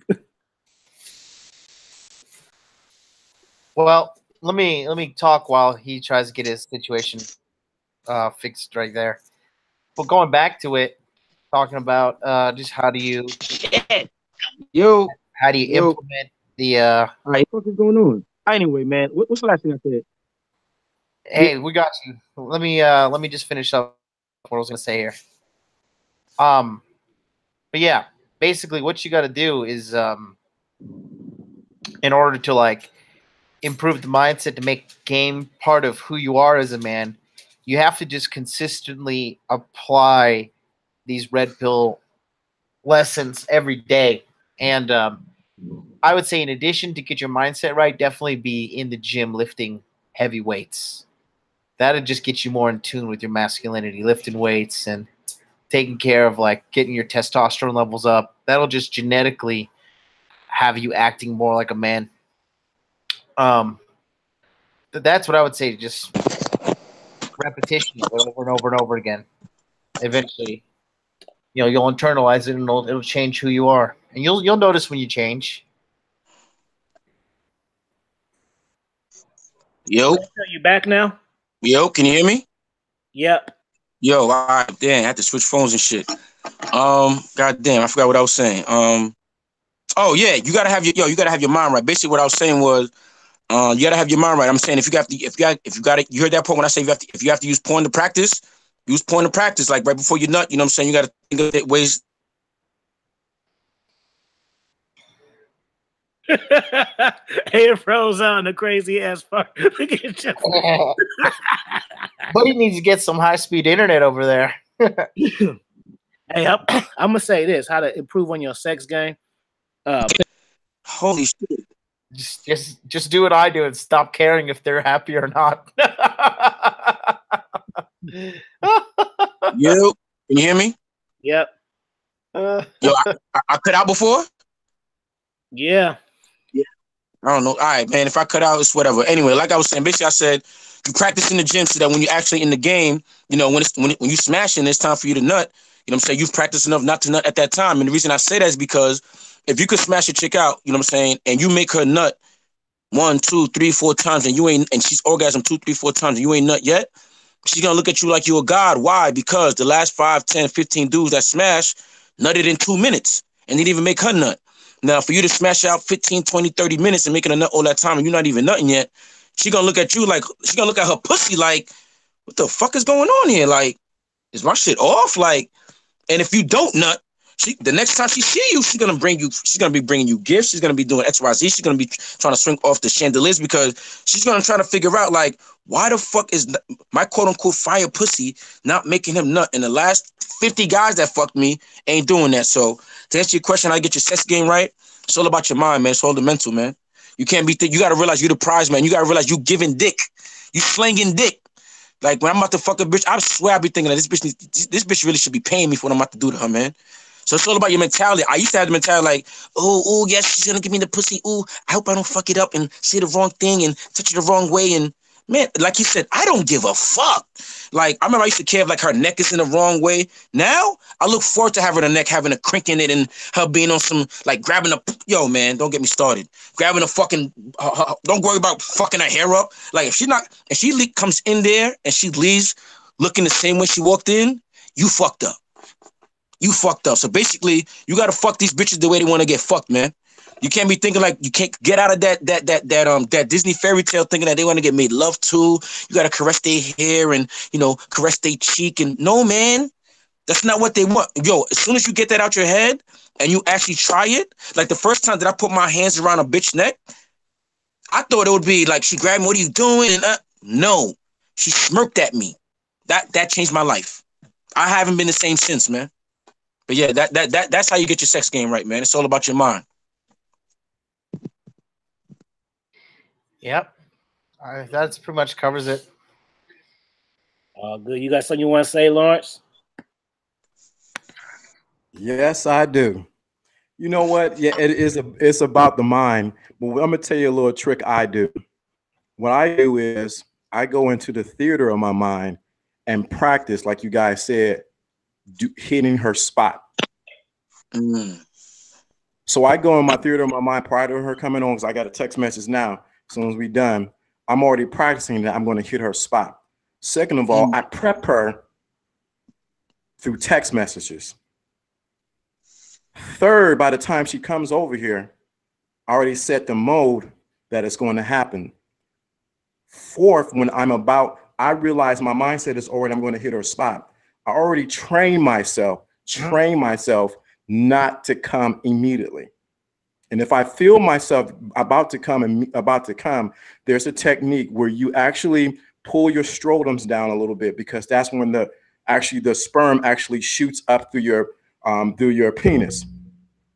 So you stop that process. You stop and you go back at it. So there's many techniques to get your game up. The other thing is, we talked about it before. I don't need to say no more. I'm just putting this up in the air so you can make her squirt.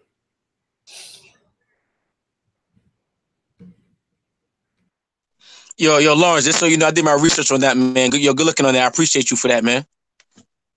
Yo, fellas, see, steel sharpens steel, fellas. Even I learned stuff from this panel, man. All he did was put the mark up. I said, okay. Challenge accepted. I went and did my homework. Thank you, Lawrence. I appreciate you. I can't tell you how last summer was. Just say I just had a lot of wet sheets. I understand and I believe you. A lot of wet sheets. Acting crazy. Where you at? You got somebody else over. Can you just do that? And then I would just come in their face or come in their on their back or wherever the case may be. It wasn't, I wouldn't care about, I'm gonna get mine. I already know it. But once I got you in your head and I tell you to do something and I'm doing this move, and I'm telling you I want you to come because you're hitting that G spot. The lady, and she deleted me on Facebook, Instagram, and everywhere. She couldn't get it anymore. All right, man. Hey, look, we supposed to go on for like 4 or 5 minutes. About 4 minutes. 4 or 5 minutes. If y'all want to extend a 15-minute extend, man, hit the super chat or come with 5 fire questions, man. I mean, what I would say, like I said in the last panel, I think everybody should put up their if they got a PayPal or whatever, people in the chat are doing like $1 or $2 because, we up here, donating our time, our free time, and drop these gems on you, fire gems. There's people out there that would actually pay to hear these gems right here. But, we here spending free for you, man. You see Wizkid had to leave early just because he had to go to school tomorrow. That young man's still in high school, man, and he's still here, to spit fire against for you guys, just like myself. What is it, about to hit 1 in the morning in New York right now? I got to work myself tomorrow, and I'm here chopping it with you guys. So, the least y'all could do, not just for myself, for Lawrence, Afi, and everybody else in here, man. So show the love. I want to see them. I want to see them fire questions, man. Y'all be scared to ask the real shit. That's how you. Oh, look. Uh-oh, we got Beast Mode Magazine in the joint. We got Beast Mode Magazine sliding in on sudden death mode real quick. We talking about being man. What you got to say about it? And tell them about the DR. Oh, shit, man. The DR was lit, bro. If you guys are Americans, bro, you guys have to go to DR, bro. The bitches now. Did you get your massage? You said what? You get your massage? Oh, I didn't get my massage though. The girls were massaging on the beach though. Girls were, and it was mad cheap to get a massage on the beach too. But yo, the average Dominican woman looks amazing, bro, compared to any American woman, and they would treat you right. Yo, the DR is crazy. Everyone got to go down there. This is your first time being outside the States, dude? I went to Canada, but I guess Canada might not really count though, since it's right there. Yeah, like, no, you seem like you got the love stricken of the foreign woman. You finally got out. Yeah, I live in Japan, so I live that every day. But yeah, where you live? I live in Tokyo. Say that one more time. I live in Tokyo, Japan. Oh shit, yo, how's the woman out there? Not fat and American. Yo, it's crazy. Whenever you go out the country, they love American men. They look at you like you're a celebrity. I've been saying that shit, man. I've been saying that shit, man. Nobody want to fucking listen, man. People scared to leave the country. So you're saying that since like back in the day with his game. He says we're like on Krypton, and American women are these Kryptonian bitches. We go over to other countries, we become Superman. We're like, bitch, look, I can jump. I'm American, Nah, that shit is facts. Tell them about yourself. So in case y'all don't know, Beast Mode Magazine is also a content creator, and he's a dating coach, man. So Beast Mode Magazine, and this is Red Pill Chauvinist. This is Lawrence D. Adams. This is Jonathan, Modern Life Dating, and myself. So all y'all know each other now. I'm gonna make sure to go on each one of y'all channels too. So yo, on Instagram at Modern Life Dating. Modern Life Dating. Yeah, IG. I'm gonna follow. Somebody got somebody popping tonight. Who got a booty call, man? It's late. Who got a booty call? Whose phone was that? That was my main joint calling me for. Yeah. He said his main one, not his only one. He a player. Yeah, so now you have to have your rotation. You have to have your rotation. This kid's slick like butter, bro. Where'd you find this kid, Afi?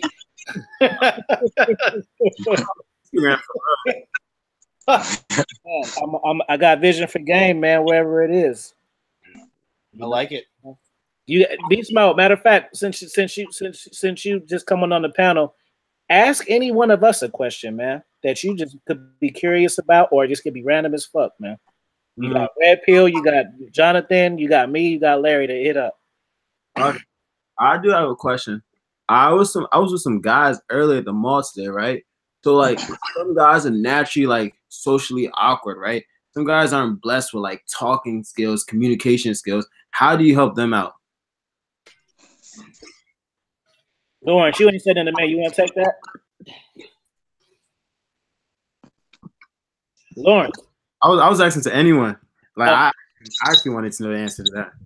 You know, it's like I'm on repeat because I'm actually was like that when I was a teenager. Mm-hmm.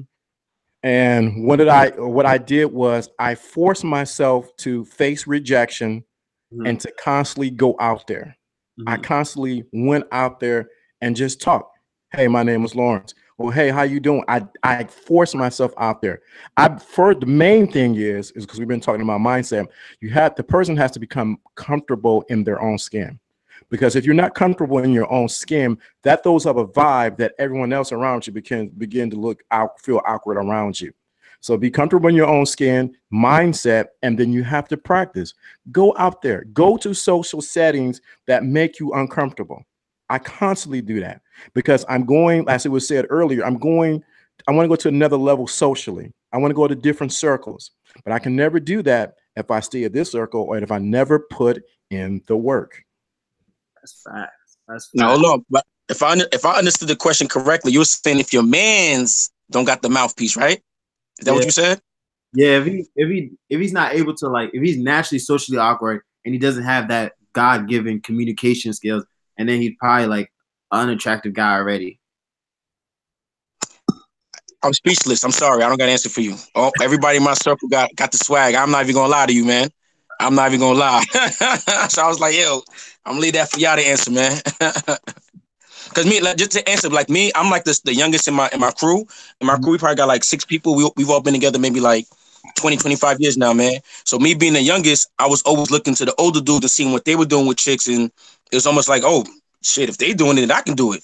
So and it's funny thing is when I would hang out with people my age, I would see the difference. Like they would be a little awkward around women and stuff like that. So I think that's why till this day I hang out with guys older than me. Like a lot of people that I connect with are like people say I have an old soul. So I just connect with older people. But as far as helping somebody who don't got a mouthpiece already, I mean, I don't know. Hopefully your swag is so much that it just, you could just throw a couple to him. That's what I would do. Just throw a couple to him. Like, this is my man real quick. Take care of him. You know what I mean? A good way to, like, if you want to get paid to develop these skills, to get a good mouthpiece on you, this is some of the jobs that I did. I was a waiter. You got to learn how to be chatting with people. Good game, Jonathan. That's really, really right. I used to work at Olive Garden for 2 years and teach you how to balance people out, how to understand human emotions better. Eventually you start implementing sales into the social aspect, and you start being able to upsell people. And then when you're able to do that, that transfers over into game when you're like, oh, what's up, girl? Oh, just come meet me here. Oh, let me just see the top of your nipple. And then, you just, Right. You teach yourself how to get more negotiable and just be more socially fluid, and really, just looking at life as a big picture. If you can be socially fluid, that's going to get you ahead in like 85% of all human interactions, like business, working, negotiations. I've signed country managers of pretty big medical device corporations. I've had them sign contracts for me in Tokyo at full price of the contract. and using just stuff I've learned through game and stuff. You know, I'm a little bit older too. I'm 33 now, and I was doing that when I was 32. So I have a lot of life experience traveling and whatnot. But you know, it all started out with just like I was a telemarketer. I worked at waiter. I worked in a nightclub for a couple of years. So I was a taxi driver for over a year. So these are all jobs that you have to be able to talk with people and have to be able to get this up. You know, typically if you're in this like circle and you're looking for help from guys on the internet, chances are you're a little introverted and you're probably, you know, socially retarded to a little bit, to an extent, that's okay. But these are the things we're telling you got to do. Like you have to, like Lawrence was stressing it earlier, you have to do the work. So there is no ands, ifs, or buts about it. Like you are gonna have to do the work. You are gonna have to change as a person. But for those of you that stick with it, like, dude, I'm in bed right now with a beauty, and we've been literally traveling all over the world and America, and now we're flying back to Japan together. If I did it, I'm just some fucking guy, you can do it. I don't think I'm at anything special or anything amazing. So if I did it, you can definitely do it. Yeah. For sure, man. I wanna shout out the super chat. Morris Dope, King Solomon, Raz. I see a question. It's how do you get women? What? Let me answer Beast Mode's question real quick. For me, my advice to that is you just have to have an open mind, man, because a lot of guys, and I know especially, you know, Beast Mode and, you know, Larry, you know, you guys coaching and stuff, Jonathan, a lot of guys ask you for help, but then think they know the answers. Yep. You know what I'm saying? So you got to be open to learn. You got to be coachable. You got to shut the fuck up and listen. Especially if you're coming to us and you need help. That's, you guys, you know, I'm a teacher in Tokyo as well. I've ruled my classroom with the iron fist. Like I do it old school. You ever see Kill Bill Volume 2, Pai Mei? That's how I train these guys. Just sit down, shut the fuck up. Don't talk back to me. Just do what I say. And that right there is how you learn. We don't come in here. This is not a fucking debate. All right, you come to learn from us. You got to get ready to do the work. Shut the fuck up. And especially if we're helping you, you can argue with me if you're paying me, but if I'm helping you for free, you better shut the fuck up and do what I say, or it's over. I'm block your ass. Now, speaking facts though, all y'all speaking facts though. Being coachable is honestly one of the big parts too, though. And then also you have to be able to not be scared of rejection too, and just put yourself out there. You guys are all speaking straight facts.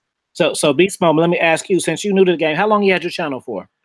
I think just like a month and a half. I think I started like November, like early November, so maybe 2 months. November? Yeah. No, I think you started. You started a little. You started a little before that, because I did stick it to him around, and I shied you out in that video. So it had to be maybe, I think, October, maybe. Probably October. Yeah. Well, so the question is, have you had any, like, what's a bad situation that you've had coaching, and what's like a success story? Bad situation. So guys are in my DMs all the time. Like they ask me questions like, what's a bad situation? They ask me questions like, hey, like I'm socially awkward. I don't know how to talk to people. I'm on my phone all day. Then I'm trying to tell them like different things that they should do. Like, hey, if you're gonna be on your phone all day, you can use dating apps and all this stuff. But then they keep on giving me excuses. And also some situations, some following situation like this too. I'm trying to teach them, like tell them how to text too, and tell them to go out. Then they keep on giving me excuses. So then like if the person is giving me mad excuses, like I'm trying to see how I can help them as a person, but it's like they don't want to be helped. And then also today I was with some guy in person too though. It's a good situation though, but it's like he was kind of socially awkward too, where he just didn't know how to calibrate these different situations, but he was able to approach any single girl, but it just wasn't that successful. But you can tell like over time, progressively, it's going to help because he's actually coachable and able to listen. So, and then he's actually still learning, but he just didn't have the exact social skills. So those are like two different situations. Yeah, he's spot on, man. A lot of these kids, like you're looking for some kind of, I know it's been said over and over again, like a magic pill, but like you like want some magical feeling to come over to you to like make you feel like, oh, now I have been like enlightened with this wisdom. And the reality is, you just need to get out there and do what your coach is saying. You know, beast mode. If for me, if I have guys that are arguing with me, I just don't coach them. That's why I make everybody pay. I barely do free coaching anymore. Oh, really? And when they pay, when you pay attention. So they shut up and they do what I say. And that ultimately saves your time. And also, I tell these guys, it's the same thing. When you pay this money, we pay what, $70 to talk to me for an hour? Yeah, but at the end of the day, that $70 is an investment in yourself to have some information that you can't really get. You can't go to like Harvard and be like, yeah, I want to learn how to pick up bitches and like how to like, you know, manipulate women so I can fuck them in the ass. And like you can't go to these schools and request that kind of stuff. So, you know, you just got to be coachable and then realize that, you know, you're investing in yourself ultimately. That's the biggest and most important thing. Even if, let's say, we're all scam artists, which we're not, but let's say we are, at least you can accumulate the knowledge of like, okay, well, then there's scam artists on the internet, or, you know, this is not the type of coaching I was looking for. Then you look for it elsewhere. You're still trending in the right direction in order to get your life on the path that you want. You can still learn from every single person, even if they're scam artists too, though. But what are some on your coaching call? What are some points that you always stress to your students, even when it's paid? Or just don't, like, you know, everybody has their own issue, but I have to just like reaffirm that I know what the fuck I'm talking about. And every guy that I coach, man, I've got 0 refunds. Every guy, I get them set straight. Worst case scenario, it takes a year of like a coaching call every 2 months or something. But yeah, that right there is just, you know, repetition and being coachable. It's pretty much all you got to do. I see a question from Mar. He says, how do you get women that's really fine to not value their looks? And so you want some pimp game. Now, this sounds like this for me. How do you get women that's really fine to not value their looks and understand that their character has to be top priority first in order for them to be considered as attractive to you?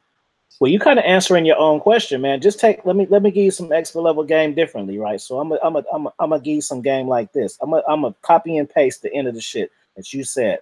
To be a top priority first, in order for them to consider you as attractive. Bam, you answered your own question. That's the expert level game. That's what you got to do. Mark.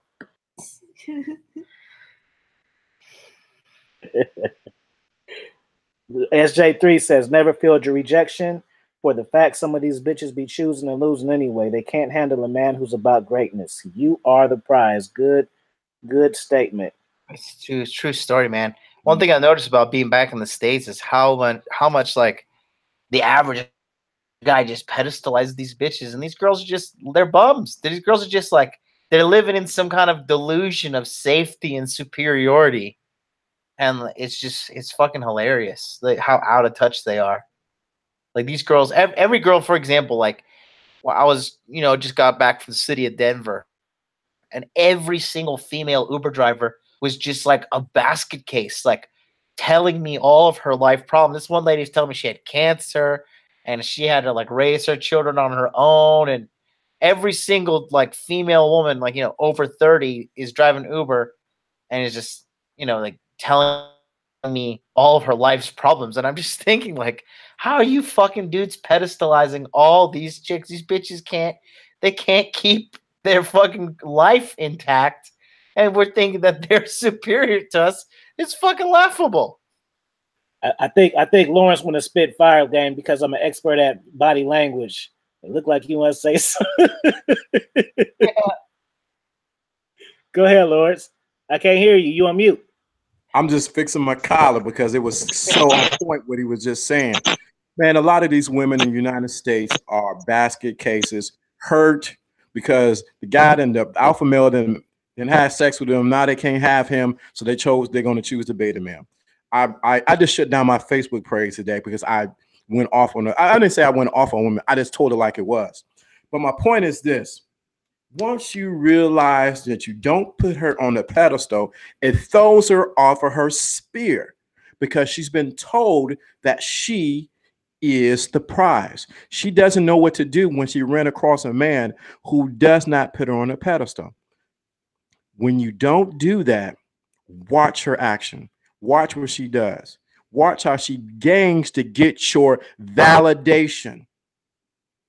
But you have to piecemeal the validation that you give her on your terms. A lot of guys are so eager because they're after the sex that they miss the bigger picture is to get her to be like with the Art Kelly situation, you know, to be gone in the mind, in so many words. So that's what's so important. You cannot put them on a pedestal. I've watched guys day after day put women out. She got a body. She Instagram. She got a butt. She got breasts. Dude, can she even talk? Can she read? Does she know what a president is? Yep. Does she know it's a shutdown? I'm just saying. Some of y'all just want Debbie who can't read and can't even get things right because you just want to get a nut off. No, there's more. It's a wider spectrum. You should be at a place now, or you should get this game where you become a wider spectrum of a quality of woman who fits into your life. The problem is a lot of you guys have not written down what kind of woman you want in your life. So you just choose any Susie, Trixie, Brenda, Chiquita, wherever they come along, and you don't know how to say no to the ones who don't belong in your life. Fire game right there. Anybody want to touch on that? But honestly, to not put women on a pedestal, you have to have like abundance mindset too. You still have to have like a bunch of women in your closet, have a whole rotation, have different women. You can't just be focused on one girl because then you're always going to put on a pedestal and you're always going to be chasing that girl. And also women, they know when you have like a bunch of different girls, that's what they honestly attracted to because you're not going to be chasing them that much. And they always looking for that guy that isn't chasing. And he's speaking facts too, right? Like you might get a badass girl, but she can't even cook. Like she's not even trained to like even be like a girlfriend. She's just trained to have a bunch of guys chasing her and blowing money on them. And then she gonna want you to blow money on them too. So it's like sometimes it don't be worth it to even focus on getting that bad girl. Those kind of girls are bums. Those girls are fucking poison, dude. Listen, the girl's not. Look, these bitches, they think it's some sort of achievement just because a guy wants to fuck them. But like, I don't know about you guys, but I want to fuck pretty much everything. So it's not much of a prize. It's more about logistics for me. So I just like, it takes no talent, takes no skill, and the market is just flooded with it. So I don't really see it as like as an accomplishment. Like, you know, I mean, I know how horny I am, so I pretty much want to bang anything. So like, what's the big deal? Just because you have a vagina? So many girls got vaginas. Can you cook? Can you read? Bitch, do you have is your license not suspended? You fucking bum. You running from any tickets? You have debt? Like, you know, that's when you start getting the grown man game. That's how you really start filtering out these bitches. Like, how much of a liability are you going to be as unto me as my business enterprise? Like, are you an asset or a liability? For me, these days, you know, you've already run through all the hoes and you had all the good times. For me, I'm just looking for compliance, man. I'm just like obedience and compliance. That's all I want. I don't give a fuck about anything else. I got shit to do, and I need you to fall in line, and that's it. And that's the bottom line, because Stone Cold said so, baby. That's what I want. That's exactly what I want. That's the bottom line, because Stone Cold said so. Hey, let me say one thing, man. Women always call guys selfish and all that type of shit. Women are the most narcissistic people, man, because they think with their egos. They don't even understand and being able to differentiate the difference between wanting to fuck with you. They think it's all the same thing. They don't understand when guys want to fuck, they don't know how to tell the difference between a guy approaching them to fuck and fucking with them. It's a difference. And but they just accept it like it's all the same thing, man. And it gives them a false sense of hope and ego. Like a woman can post a selfie and she has her ass on the sink on Facebook and she gets 100 likes or 1,000 likes. Those guys just want to fuck. But they look at it like, look how wanted and admired I am. And they really carry off this energy to that. Anybody want to touch on it? It's so true. It's delusion, man. But like, shout out to the guy who created the point system, because these bitches are putting their pictures of their ass all over the internet for free for fake internet point system. Can y'all hear me? Yep. Red Pill, he's got the random cameos. I don't know what's going on. I'm going between two phones. My shit cutting out. Anyway, I've been wanting to talk about putting bitches on pedestals for like 10 minutes now, man. Yeah, man. Dudes out here basically, I was going to say some long ass shit, but basically, dudes got to have a standard, man. Dudes got to set a standard. Like you said, they don't even care if a bitch could cook if they can even read. Like, how you fucking a bitch that can't even read? Like, that says a lot about you. You know what I'm saying? But like I heard somebody else say, like, dudes are just happen to get pussy, man. Like, come on, that's where we at right now. Come on. Oh, I thought my other joint went off. Anyway, y'all can still hear me? Yeah. All right, boom. Yeah, these dudes gotta set their standards, man. Like, you got dudes just happy to get pussy, man. And let me tell you how that messed up the game. That messed up the game with dudes just liking to get pussy, because now you got I could curse, right? You got fucking 5s and 6s acting like Beyonce. Yep. Like, are you fucking kidding me?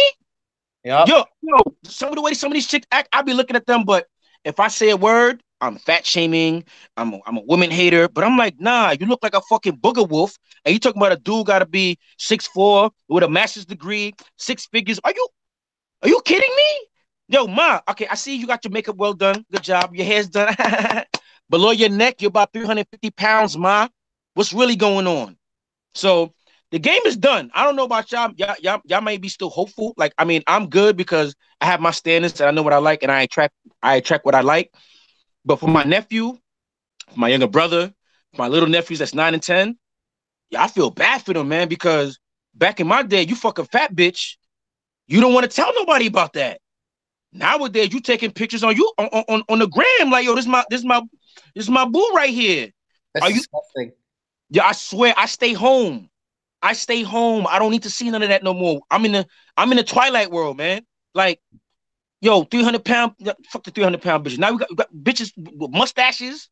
What are we talking about? Chicks with more muscles than me. Like, yo, she gonna slam you in the bedroom. That's what you attracted to? Yo, man. But anyway, I forgot what the question was, man. I'm just happy to be on that y'all can even hear me. We go for 8 more minutes just to give it a solid 2 hours. That was righteous, man. No, that you speak from the heart there. Yeah, man. I get a little passionate. Pardon me. No, you're cool, bro. I think you follow me on Instagram. I think we are. It's possible. I've seen your name around. Absolutely. No, I don't know, man. I think the guys who are listening, like, one thing I've noticed, because I've just been back in the States this year, a lot of these bitches, like, even in positions of like customer service, they're still confrontational with me. I'm like, bitch, I'm on the other side of the fucking counter. Like, I don't know. I just have to confront some of these bitches and be like, listen, you are fucking. Do you have any idea how the business world works? Well, listen, in America, North America, women what is it? It's a gynocentric society. Yeah. So they're always right. Yeah. Even as a customer, I can't tell you how many times I'm on the phone with customer service and it's a woman. She's talking crazy to me, and I'm just like, yo, give me I can't tell you how many times, like, give me a supervisor, give me somebody above you, and they straight hang up on me, and I'm like, what kind of fucking? Or like you said, I remember I went to go look for an apartment. Like, hey, yo, I'm here to, I have an appointment at such time. Yeah, what are you doing here? Sit over there. And I'm looking like, yo, you just know me for about 15 seconds. How you have an attitude with me already? Like, I'm a customer. I'm coming here, basically bringing business. And the way you're talking to me, I end up not going to that complex, because I'm not. If that person represents your company, I'm good, man. But yeah, women have an entitlement. Like, look, I work in the healthcare field, man. I work with about literally 80 to 90% women. Now, initially, before going in, I was like, oh, this is gonna be a cakewalk. I'm gonna be around women. I know my charm. Well, I'm gonna be good. Nah, I'm around a bunch of dry, bitter old bitches, okay? Who think I'm their grandson or I'm their old boyfriend from the high school that didn't do what I was supposed to do. Like, yo, man, what I learned about women, Nowadays, they can't do no wrong pretty much, man. Yo, I made complaints. I think I told Lawrence this before. I said this in another episode. I had complaints about when women were tying me into my scrubs that they were touching my ass. So when I reported that shit, when I reported to management and HR, their first initial reaction was to laugh at me. Yeah. So I said, hold on, but if I was doing reporting, touching these women that I'm reporting, would you have the same reaction? Oh, the whole room changed after that. Like, oh, well, okay, Mr. So-and-so, what would you like us to do? Beforehand, it's a joke. Oh, it's just so-and-so. She's only 60-something. She's 60-something years old. What's the big deal? Nah, man. I respect my body, man. I'm not going to have somebody touch my body without my permission. Make the fuck out of here. But I've had women walk in on me in the male locker room. Nothing has happened to them. I've asked management if the tables were turned, what would happen to me? They all said like it was a fucking script. You'd either get written up, suspended, or fired. I said, oh, really? Well, this recently just happened to me. What you going to do with so-and-so? Oh, don't worry. We'll talk to her. We'll talk to her. We'll tell her not to do it again. So, yeah, we're living in a double standard, gynocentric society, man. And I don't see no way out of it thus far, man, without a full collapse of society. I think guys just need to start sticking up for themselves again. They're raised by their mamas. They're raised by their mamas. Yeah. All they know is mama, their auntie, and the female babysitter. And then what happens? When they go to school, who are they listening to? Another female person. So I realized boys nowadays are growing up with where they're constantly seeing women in authority. Yeah. Because I saw no matter how many women I saw in authority outside the home, my father was home. My uncles came to visit. I stayed with my uncles for the summer. So I saw that masculinity. So no matter what female authority I saw, I knew man was king. These dudes nowadays, their quote unquote leaders and kings are in jail or dead. All they know is mommy, auntie, teacher, babysitter. But that's about it. I'll say this though, a lot of guys, probably similar to our situation as well. They get on the internet, they feel something inside them, looking for an answer, and they find us. So the thing is, we just got to keep on putting out content. Like, I don't give a fuck who you are. I don't care a fuck what color your skin is, where in the country or where in the world you are. Like, if you're just trying to help lift men up and get their life together, I don't care who you are.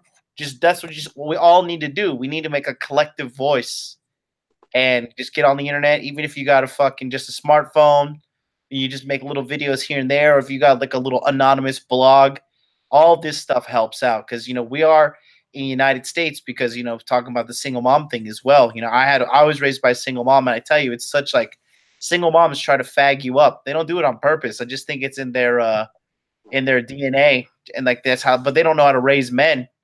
So for us collectively as men, I think just releasing data onto the internet in the form of podcasts or YouTube videos or blogs or whatever, I think that's exactly how we're going to help this kind of masculinity crisis that we are having in the United States, because everything is so feminized. But I think people are starting to wake up. I know it's a touchy subject for most people, but I think the fact that Donald Trump got elected president, even though he was like, grab him by the pussy. Well, because first and foremost, that was what he said that's that high level fame game. When you're ultimately successful, high status like that, you can walk right up to a girl, grab her by the pussy. Not all of them. And I'm not saying that condoning this. You see, this is like how nerds try to manipulate the conversation and be like, oh, so you're just going to go up to girls and just start grabbing them by the vaginas everywhere. But like, you don't understand this. This is deep game that you can't read in some fucking Stanford textbook. This is real life kind of game. And when you have that kind of authority, I've seen girls give it up quickly for guys in authority or girls who wanted cocaine. They give that shit up real quick. They'll say whatever. Everybody's laughing on this panel because they fucking know. I've seen it. That's why I'm laughing. I've seen it. That shit's facts. These modes, you want to chime in about that? Marijuana too. I'm a guy on the other side of the world, never met any of these men before, but how I'm getting 3 different men on 3 different corners of the fucking planet all reacting the same way, because this is the truth. Let me pick it back real quick as far as like the mentality. You saying that we got this content on YouTube and just on the internet online, which is great. I'm still here, which is great. But what I would emphasize that real quick. what I would emphasize to everybody listen to this and people who listen to content online, you got to get out of the mob mentality, the group thinking, because you'll watch this, you listen to it, you'll pick up the gem, and you'll bring it back to your circle. Like, yo, I heard blah blah blah. Did you know blah blah blah blah blah? And they're like, man, get out of here, man. That stuff doesn't work. And that's not true, man. I didn't see that on TV. That stuff doesn't work. That's just, yo, you gotta get out of that. You gotta learn like this ain't for everybody. I said that in the prior episode. Nope. The software, everybody may not have the hardware for the new software that's coming out now, man. Maybe everybody's only built for for that old game, man. Oh, here we go again. I'm getting excited, man. My bad, fellas. Hold on. My bad. I gotta find myself. Can y'all still hear me? Yeah. Yeah. Maybe everybody ain't built for this new game, man, because like I've said before, I put this game to my younger brother. He's about 31. I put it on to my nephew. He's 22. They not getting it. And I be showing them like, yo. One time, my brother was talking to this chick. He must have been talking to her, texting to her for maybe a month. I'm like, oh, word, just how was it smashing? He's like, yo, I didn't even smash yet. I'm like, yo, you've been talking to her for a month and you didn't smash yet? They're like, what's going on? So go, no, we've been texting and blah, blah, blah. I'm like, all right, let me see your text messaging. You show me the text messaging. It's awesome. Like, how was your day? And, you're beautiful and whatever he was texting. I was like, yo, give me your phone. I don't know what I texted. I texted whatever I did on some like, I'm coming over right now and I'm skull fucking you till snot come out your nose or some shit like that.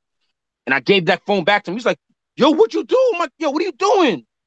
The response was, I'll be ready for you. Or basically she was with it. He looked at me like, what the fuck? I was like, yeah, man, you playing around with her.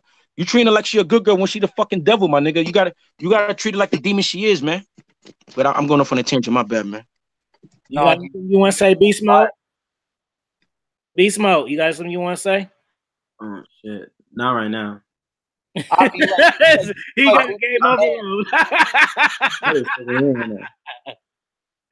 That's hella funny. Well, look, it's to 30. So if any of y'all need to go, and y'all didn't give up y'all time, I appreciate it. I'm gonna probably stay on about 5 more minutes, but I'm just saying if it's different people that got different times and shit. So I'm in the great state of Utah, baby. I'm in getting ready to fly back to Tokyo, so I'm gonna go to bed for a little bit here. But hit me up on Instagram, everybody.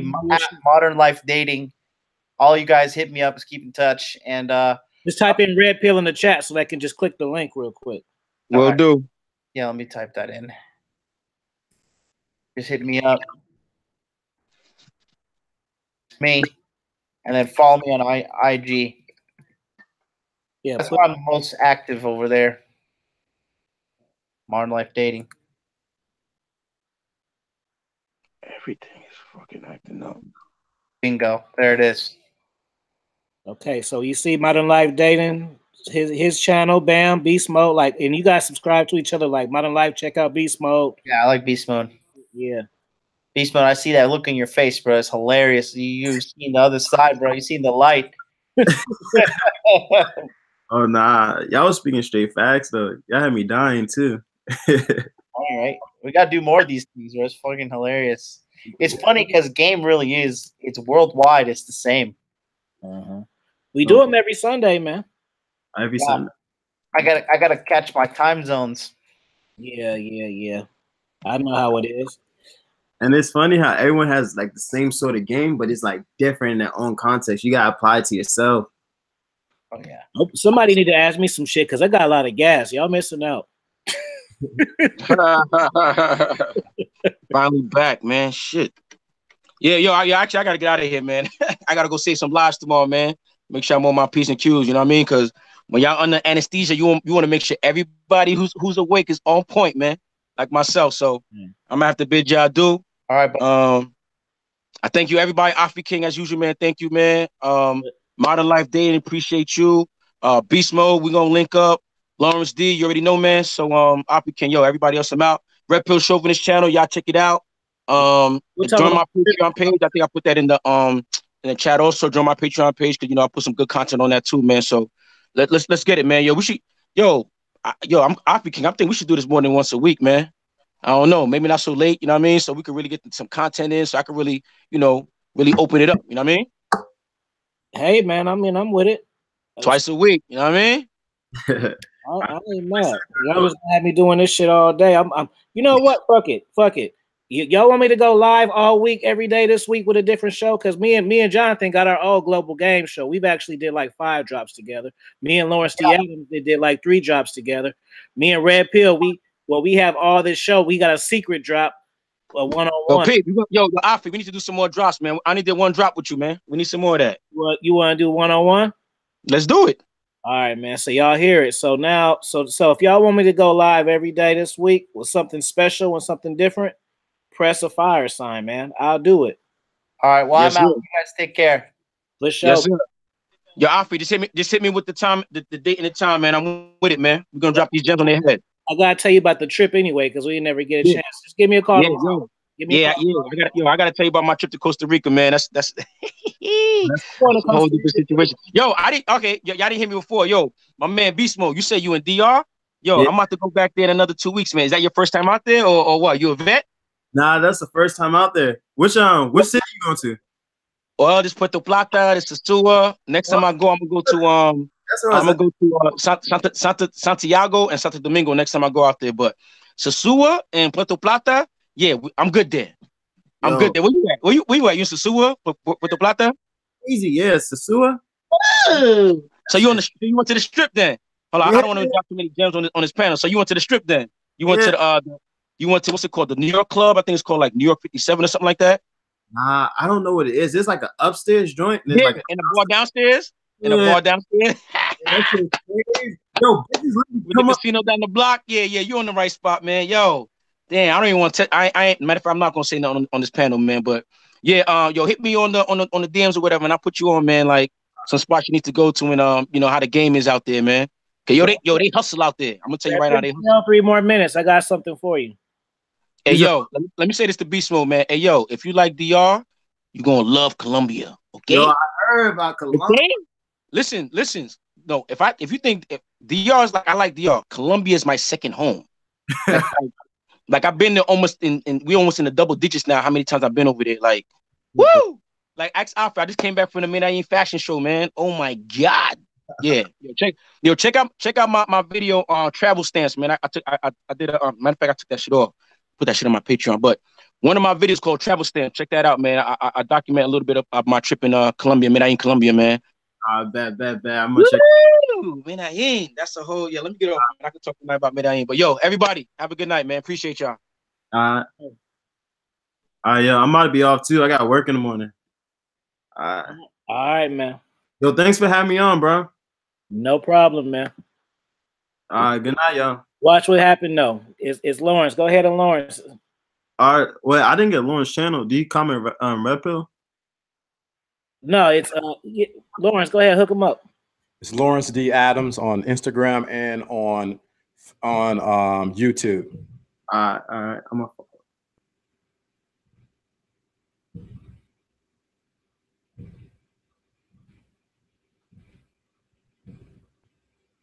Hold on, man. You got it? Yeah. They said they want more, Lawrence. They want more, huh? They want more. I'm almost like an esoteric game. See, y'all about to miss something. I got something behind the scenes going on right now. I'm trying to do something. All right, man. Let me get a fire question, man. I just followed. All right, yeah, I might be out. Thanks for having me. For sure, man. Tap in. Lawrence, okay, man. You got me and Lawrence on here, man. Y'all better ask a fire question, man. 45 is the max, man. Yes, because I got to go take care of some business.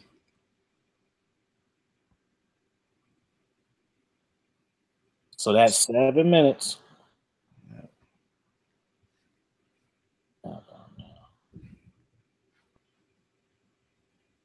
Boom. Look what happened. Sudden death mode. We got Agame in this motherfucker.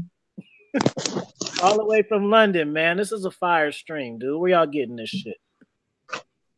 Yo, what's up, everyone? I literally have 1 minute. It's fucking 6 a.m. in the UK. I wake up, and this motherfucker Afi is on the live stream hitting me up. That's what I love about Afi. He's grinding non-stop. It's constant. So 1 minute, a quick game. What's up to everyone in the chat? What's up, Lawrence? What's up, everyone else? Congratulations on your book, too. I appreciate it, brother. It's the units are moving, and hard work always pays off.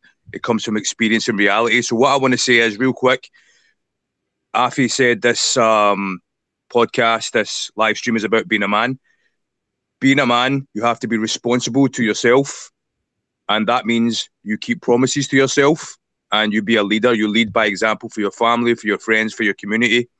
It's not that you are responsible in the way where you have to save everyone, but you're responsible for carrying the burden of being a man.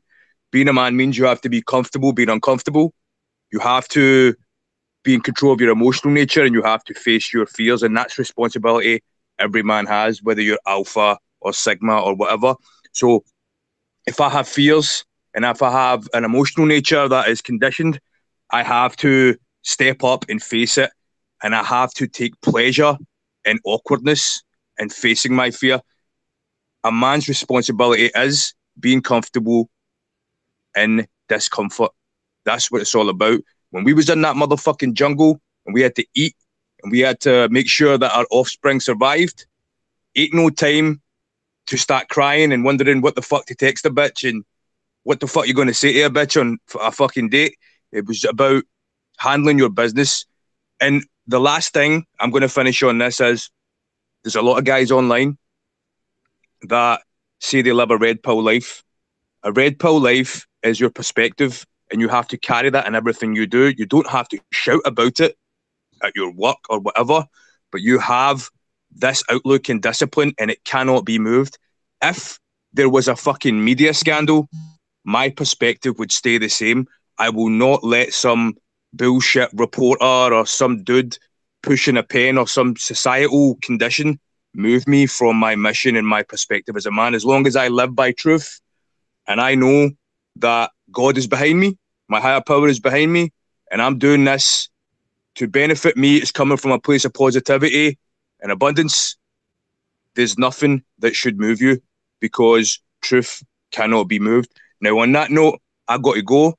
Check out the new book. It's Advanced Day Game, Hot Sex, Fast Sex and Hot Sex. Fast Sex with Hot Girls.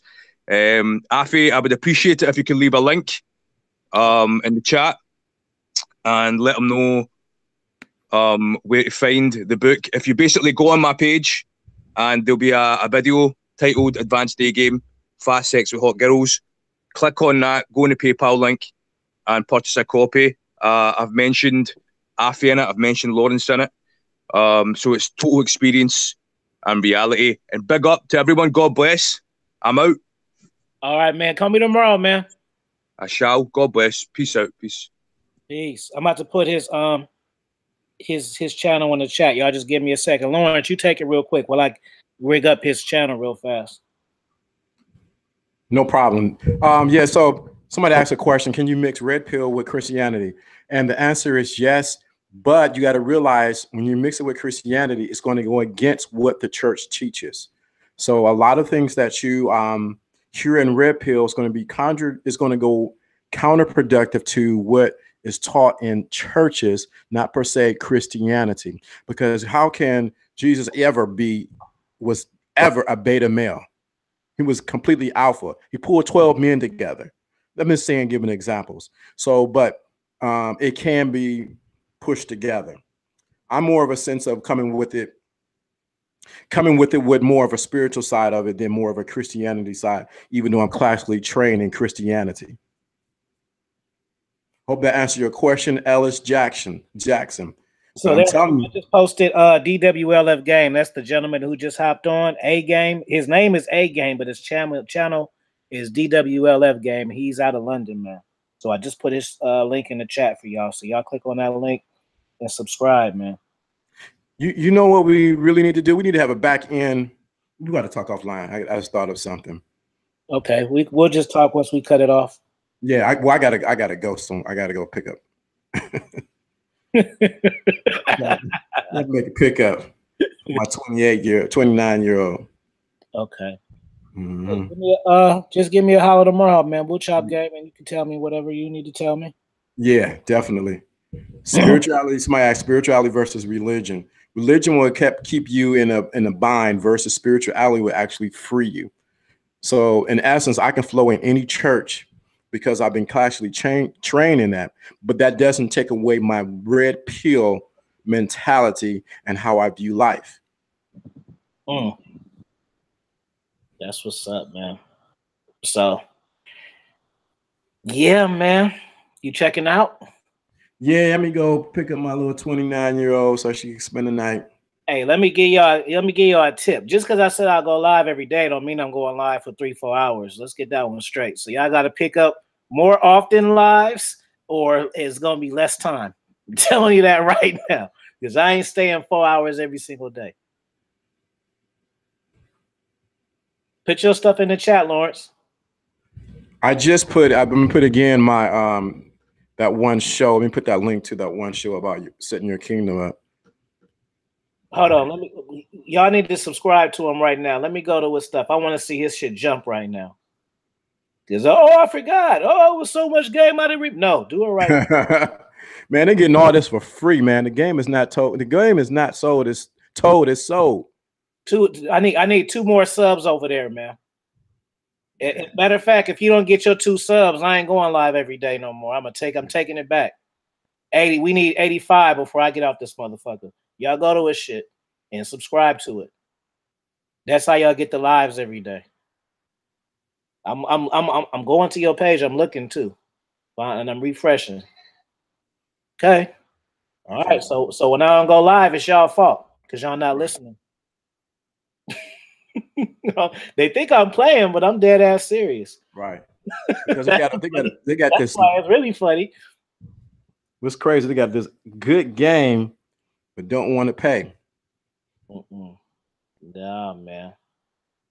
Go to his shit and subscribe. Lawrence D. Adams, the person who's on the screen right now, besides myself.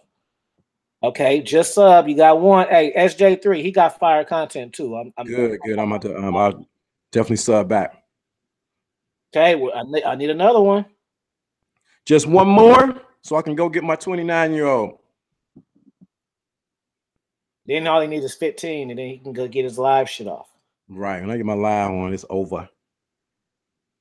I told you when I was gonna go live, it's gonna be over. Look what happened. Yeah.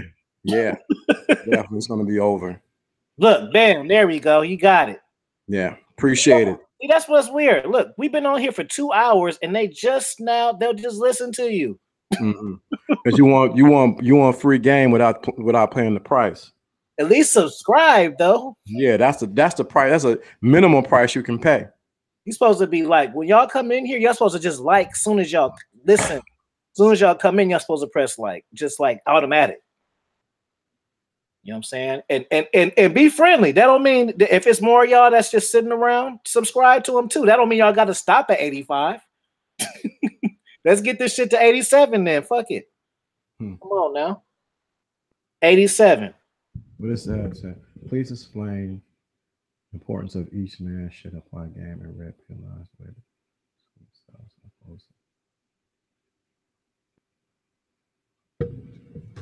Thank you, Jackson. Thank you, Ellis, Mr. Jackson, for subscribing. Thank you, Jackson for subscribing. Thank you, SJ, for subscribing. Man, you asked the question right now. Oh, what's the question? He's asking. Oh boy, that's a long one. It says, please explain the importance of how each man should apply game and red pill now. I guess red pill knowing in a way that works for themselves, as opposed to repeating what they've heard verbatim. Already subbed. Hey, fuck that. No disrespect, Lawrence. Y'all give him 2 more subs. Mr. Jackson, you came on so damn late. You done missed like 5 people. You gotta catch the Blade Black. You didn't miss Attraction Madison, Red Pill, Jonathan, Modern Life Dating, and Agame, man. Let's get my man 2 more subs real quick, man. The closer to 90, the better, man. Because I know every single person in here didn't go to subscribe to him. I know it. To quit lying. I know y'all didn't. Just like, how many likes is it? See, the likes don't even match the people, man. Y'all put a like in here too, man. This is your job, man. Put a like right now and then subscribe to his shit. I ain't gonna say nothing else till they do it. So you can say whatever you want, Lawrence. But it's funny because when you subscribe, actually, it's like paying your down payment on the game that you just heard. Facts.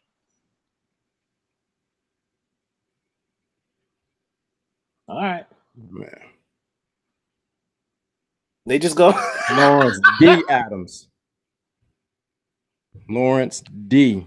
Hold on, let me put your shit in the chat so they won't have no excuses real quick. I gotta relog onto my shit. Hold on, Lawrence. Because I don't like excuses, so I want to make it to where it ain't none. So hold on. Bam, got that. Now I'm going back. So y'all quit asking how to spell it and all of that shit, because I'm about to put it in the chat right now. As a matter of fact, not only am I gonna put it in the chat, I'm gonna spam it in the chat. So now I'm about to get on your nerves about it. Hold on. Bam. Okay, boom. Y'all, there it is. Bam. There it is. Bam. There it is. Bam. There it is. Bam. There it is. Bam. There it is. Bam. There it is. Okay, now let me check your subs now, man. Because y'all gotta support each other, man. I ain't just saying that shit. Okay, 89, baby. That's what I'm talking. But see, this is the thing, Lawrence. Why do we have to go through this? Because there's a reason for it, but that's off the record. There's a reason for it. One of my marketing mentors says you have to put a ladder in front of people. Boom, 90, nigga. There we go. That's what we talking about. Thank you, thank you, thank you. Shit, thank y'all. I see you. It's coming through my email. Thumbs up, man. This is what we here for. All right. Any last questions or comments before Lawrence is out? I appreciate y'all subbing them too, man. And next time, anybody y'all see on the panel, you sub them, because I have expert level game and I have expert level pimp game and I got expert level finesse game. So what you got to realize is if I got somebody on my shit, that's the vouch right there. You don't have to worry about if they fire. If they on my shit, they fire. So just is he click nigga? He on my panel. The fuck? That's the answer. All right, I gotta get out of here. 29-year-old is saying she's ready. All right, man. Hit me up tomorrow. Definitely. All right. Thank you so much. Appreciate it. No problem. Okay, let me see. Ellis, how do you reframe? So I'm gonna stay on this motherfucker until 8 minutes. Okay, y'all, 2.5 hours. How do you refrain from backsliding into low confidence mind frame? You gotta center yourself. You gotta recenter yourself. When you find yourself slipping, you gotta put yourself back in the right direction. Don't wait for yourself to slip all the way and then try to bring yourself back. Do it when you find yourself slipping a little bit, check yourself. That's how you do it. Let me see if it's another question. Let me see. I've heard the whole time, just working in the background. Oh, I'm glad you was here, Mr. Jackson, man, because sometimes it'd be like a lot of game and then it's like I don't want to repeat that shit. You know, we done had like 7 motherfucking fire people on here, all content creators too. You know what I'm saying? So this is good game y'all getting. Y'all not just getting on YouTube watching drops and getting all this fucking game. I promise you, you're not.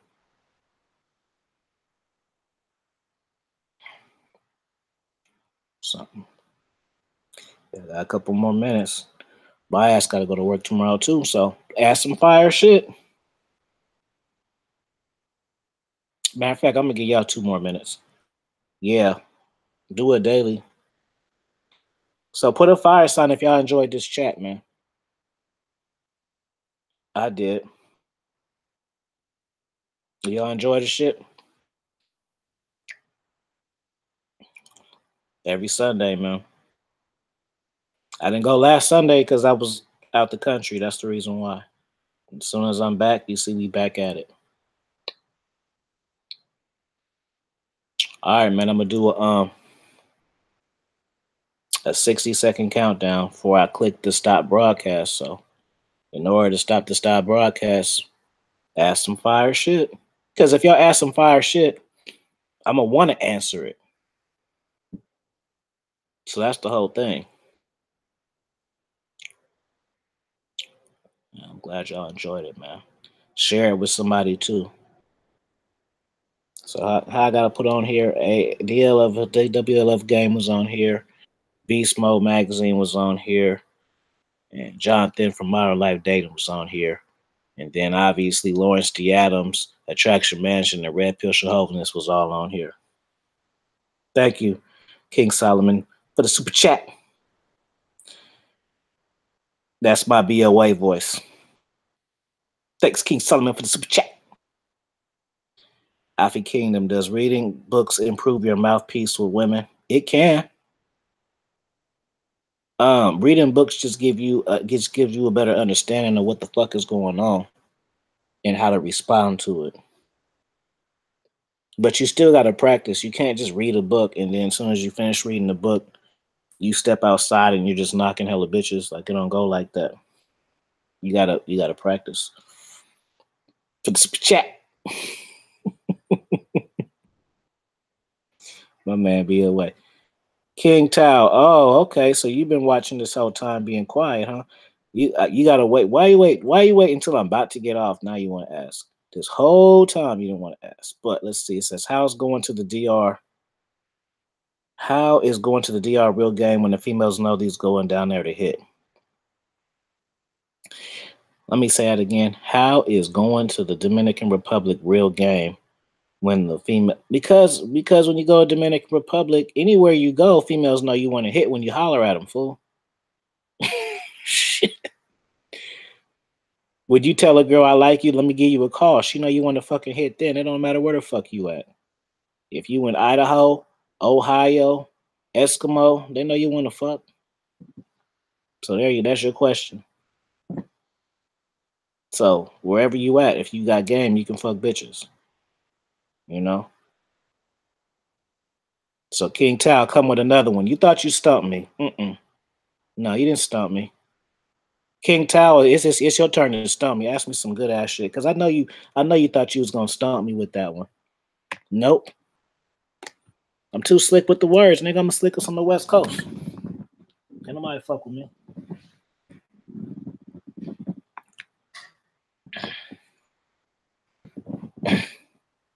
I'm gonna fire up this Newport, smoke it, and then I'm out. So that's how much time y'all got.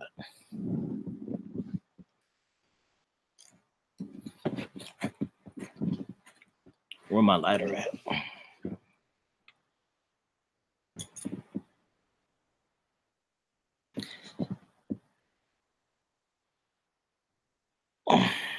How can you spit? See, look, look at King Tao. He think he got answer. He think he got questions he can stump me with. Press 1 if y'all think he can. Press 1 if y'all think King Tao think he's stomping me. Press 1. He think he's stomping me. You think I gotta take time to think about this question, or you think I already know the answer? Press 1. What y'all think? Tell me what y'all think while I find my lighter.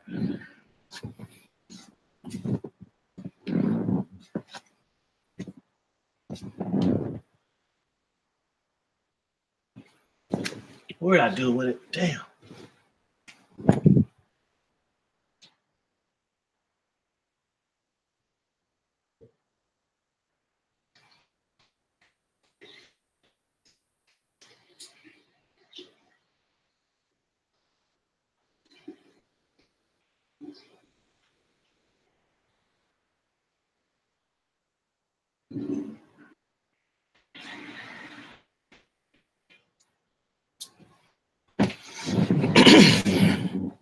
All right, I'm back. Let me see.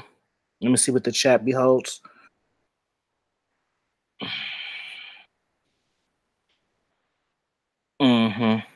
Yeah, man. I know what you're thinking. You trying to test my expert level expertise, man. You didn't know I was the slickest? Who you been listening to?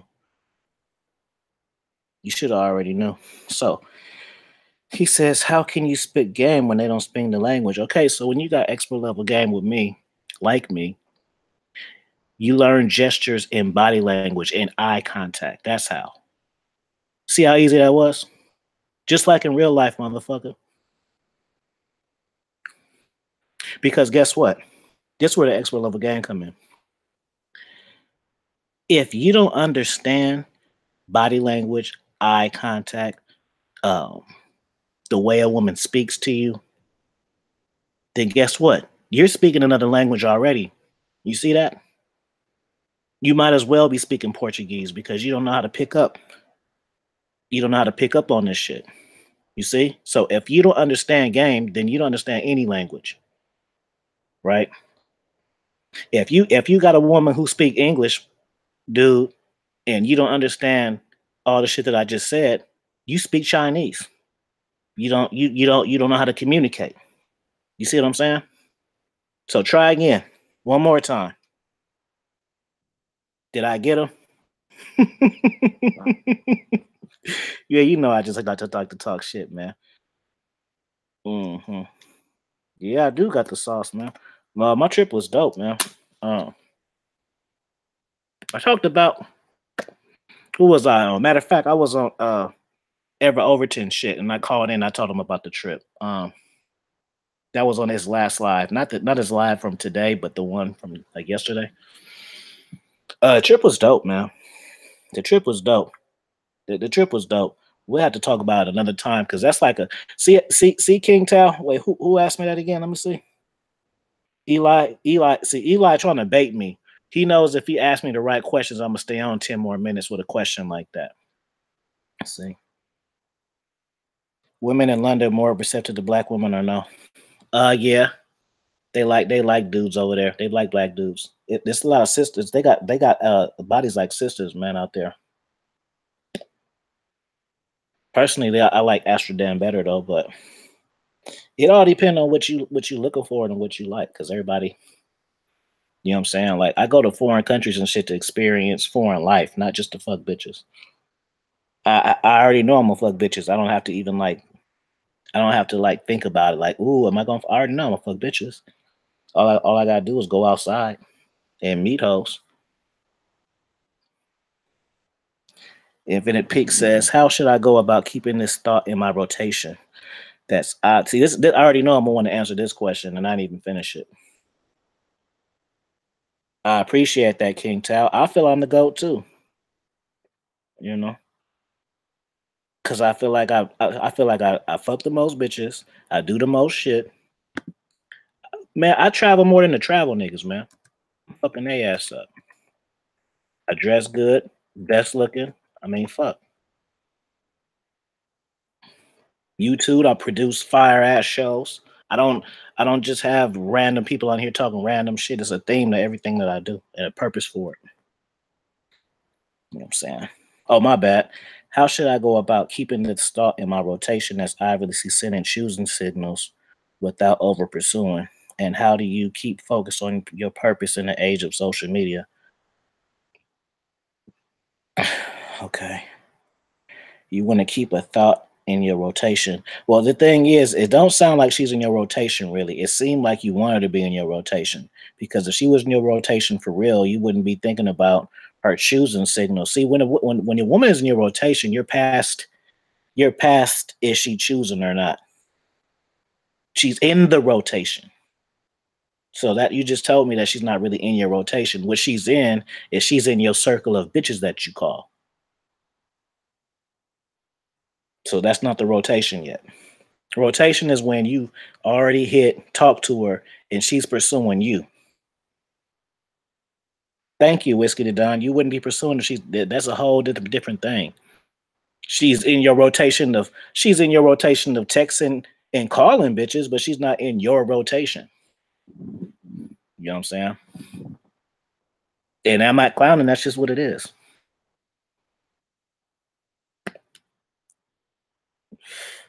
And how do you keep focus on purpose in the social age? Media, log off that shit. I take breaks from social media. Like I won't delete my Instagram, but I'll uninstall it from my phone because that's what makes me keep going to it because it's like an app. So I just press it. I'm already logged in, and I just end up spending all time on that shit. So just uninstall it, and then when you're ready to go back, just uninstall your shit, and then you'll get all your mixed messages and all that shit. So yeah, every now and then, just uninstall Facebook Messenger, uninstall Instagram, uninstall Stay. People always want to erase it. Don't fucking erase it when you know you're gonna come back to that shit. Just uninstall it, because you know you're the least. Because you're probably not gonna go to Facebook.com, put your email in, put your password in. For the most part, y'all just clicking on the app. So I hope to answer your question, Infinity Peaks. Let me get one. Well, I'll take two more because I'm smoking a cigarette real quick, so I might as well finish it on air. Even though y'all can't see me, that's what I'm doing.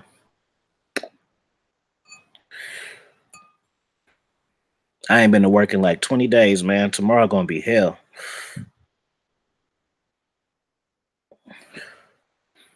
That's one thing I hate about taking like just winter breaks and shit like that.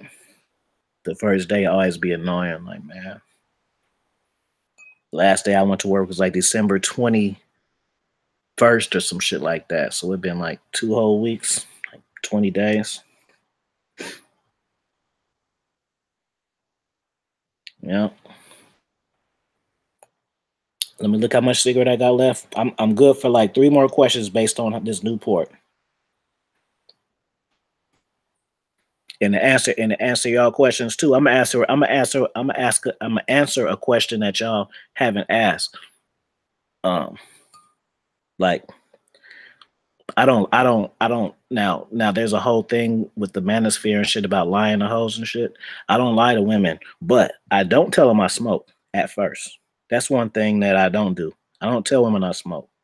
Once I fuck with them at first and get them online, then I'll make it seem like, then I'll be like, oh, I only smoke when I drink, and then I do it like that.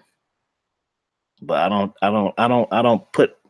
don't put my deal breakers out there, because for a lot of women it's a deal breaker for if you say you smoke. So I don't say it. I get them online first, and they find out later. Then once I got they sold, it don't really matter whether I smoke or not, because they already invested. Yeah, see what I'm saying? Do people at my hell fuck no, they don't know I got a channel. I was talking to EO about that shit. Like, he was saying like how he let his women know he got a channel. And I was like, you can do that shit. I can't do that shit because I give up vlog game. Like, I don't just give up game, like, hypothetically speaking. I'd be like, I was with a bitch last night and this is what I do. So if one of my bitches got my channel, then she gonna know I'm fucking talking about her. So no, I just tell them I got an online business.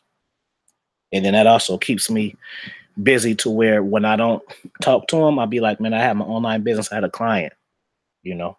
I keep it real discreet with. So yeah, they don't know. People don't know though. People find out, but I don't like announce this shit. You know, because I don't want people knowing the shit that I say. You know, if people find out, I can't help them to find it out. But like I say, I could go viral, man, easy. All I gotta do is share my shit on Facebook. If it's from my Facebook alone, that shit'll get around so fast. Because I don't really post on my Facebook that much. So people will be all in my shit like, oh, you doing it? You know. Or if I really wanted to go viral, all I have to do was probably cash out 1,000 and put my shit on Real Star. Bam, I'm viral. Shit's so easy. I just don't want to do that. Hey, Afi, will you do a breakdown of how you go about getting women online? What I'll do, Jeff, is I have see, y'all don't realize, y'all got to go to my Patreon, because according to YouTube, I got 120 drops, but in real life, I got like 310 drops. So actually, Jeff, what I'm gonna do is I'm gonna send you online dating. It's a drop, and if anybody need that drop, follow me on Instagram, and I'll send you that drop as well. I'm gonna send you. Part one is online dating, is how to get chicks off of Snapchat, Facebook, Instagram. I don't use in POF and Match. I don't use Twitter. I don't use Tinder. So POF, Match, Facebook, Instagram. And then part 2 is a story time, and I give y'all a story of how I fuck bitches off each of these platforms. So I'll send those to you when I get off this shit, Jeff. Oh, shout out. Look at this. See, Jeff just see me on O'Shea shit. He already subbed to your Patreon. Y'all should feel bad. So I'm gonna send you those 2 drops as soon as we get off, Jeff. And if anybody else need those 2 particular ones, the online dating one and the story time, DM me on Instagram. I'll send them to you because they're not on YouTube. They're not on there. So you can look all through my shit. They're not on there. Do you have tips for your online bio? I don't do Tinder. I don't do Tinder. I set it up, but I never fucked with it because I'll never need to. Like, it's like once my shit, I get so much results out of the shit that I already use. It's like I don't even need no more hoes. Just between Instagram and Facebook, I get enough bitches off of that to where I don't even need another outsource for it. But yeah, anybody need those 2 drops? Even if you're not on my Patreon, I'll send you those 2. Cause that's like 21 minutes worth of game that I ain't gotta even say if y'all just listen to the fucking videos, so y'all could just learn it just like that. So there you go. So yeah, if y'all on my Instagram, just DM me drops, and then I'll send you those 2. One more question, and that's it. And then Jeff, I'll DM you those 2 drops. And then whoever else need those 2 drops, like God Juice, if you remember those 2 drops and you need them, need them, then DM me drops, and so then I know to send them to you. Because like a lot of my drops, like good drops, travel 3, 2, 1. They not on Facebook only. You can only get it if you're a Patreon. And like keys to getting women, that's not on there. 10 King Commandments, that's not on there. Live from Dubai, that's not on there. I took it off. I took off principle base. Now you got to be on my Patreon, and then you can see that shit. She's still around. She's still on my line though. But if you want to re-listen to my drop, get on my Patreon. I'll send it to you. And I got a part 2 that actually I was on my wrestling channel and I accidentally was recording, and I was talking to her, and she was talking about she wanted me to hit a Raw and shit.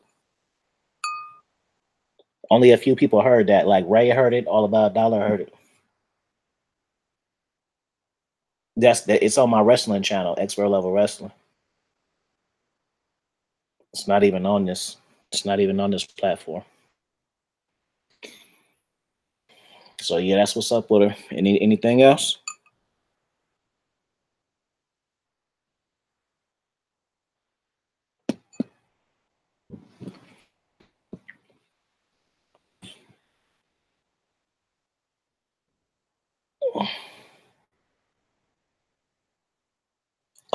Well, actually, Infinite Peace, I did fire her. What happened is my very first live, and I'll send you those drops too, because that was a good drop. On that, I think I called like 7 bitches or something. And somebody was like, they asked me the same shit you did. And they was like, what happened to her? So I was like, you want me to call her? So I called her on speakerphone and shit. And then from then, I hadn't talked to her in some months. And I still haven't seen her though. I don't really want to. Like she is fired, but how do I keep a chick in rotation? Keep her chasing, keep her chasing, and keep giving her shit and pulling back, giving her shit to chase. Yeah. All right, so yep, 2 minutes, and then I already know, Jeff, I'm gonna send them to you. The online, those are classic drops though. It's a fire. Those are 2 fire ass drops, man. I remember I played the Kenny Omega beat for the first one. That's what I'm saying, man. I get y'all visual game. I get y'all music game with songs just to get bitches, with movies that got game in them, clothes game, travel game, pimp game, the desk game, relationship game, mindset game, all of this shit.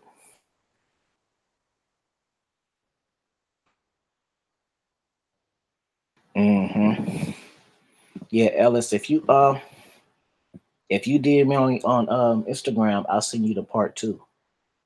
Nobody, only like 5 people seen that because it was alive on my expert level wrestling channel, and I took it down. But I can send it to you in your DM just so you can laugh. Because it's just me and her talking shit. I didn't even know. I didn't even know I was live, and then I start seeing people commenting, and I'm like, oh shit, I'm live. Fuck it, whatever. So then I just start talking nasty to her. So I already know. Who else? Who press 1 if you want those 2 drops. Patreon or no Patreon, I'll send it to you. Cause if y'all just start following me, y'all ain't seen them. Cause those drops are like, I think I did those in the summer. Do I have college game? I got expert level game, man. Look what I just gave y'all on a Sunday. I tell you right there. All right, so Mr. Jackson, just DM me. DM me. The reason why I'm saying DM me on Instagram is because a lot of people, their Instagrams are different than their YouTube shit. So, like Jeff, I know what his Instagram is, and Whiskey the Don, the guy Juice, I know what his is. Ellie's, I know what his is. Like King Tao, I don't know what your Instagram is. SJ, I know yours. King Solomon. Shout out to King Solomon. We just talked for like an hour on the phone yesterday, and it wasn't about no girls. Okay, so yeah, so y'all make sure y'all just DM me, just DM me drops. I already know, Mr. Jackson. I don't remember what your so late. God damn, man. How long I've been telling y'all to follow me on Instagram, and y'all be watching my shit for months, and God, man.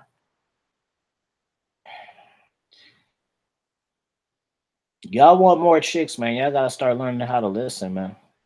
Because I've been screaming Instagram.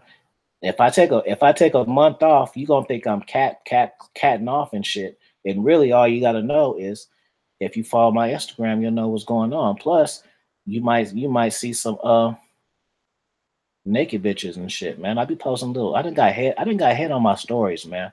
I remember one day I got hit on my stories and 2 bitches on one day. 2 new bitches on one day. It's on my stories. It's on there. What was it? My very first video, I think, was the dangers of single mothers. I think that was my first one.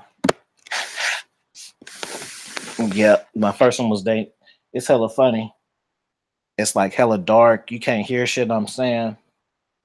I was uncomfortable. I had the jazz playing hella loud, and I'll send it to you. Just for a laugh, you gotta DM me though, so then I know it's you.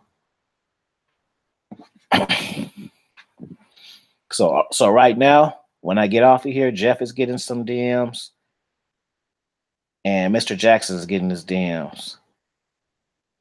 And Whiskey to Die. You want the drops too, Whiskey to Die?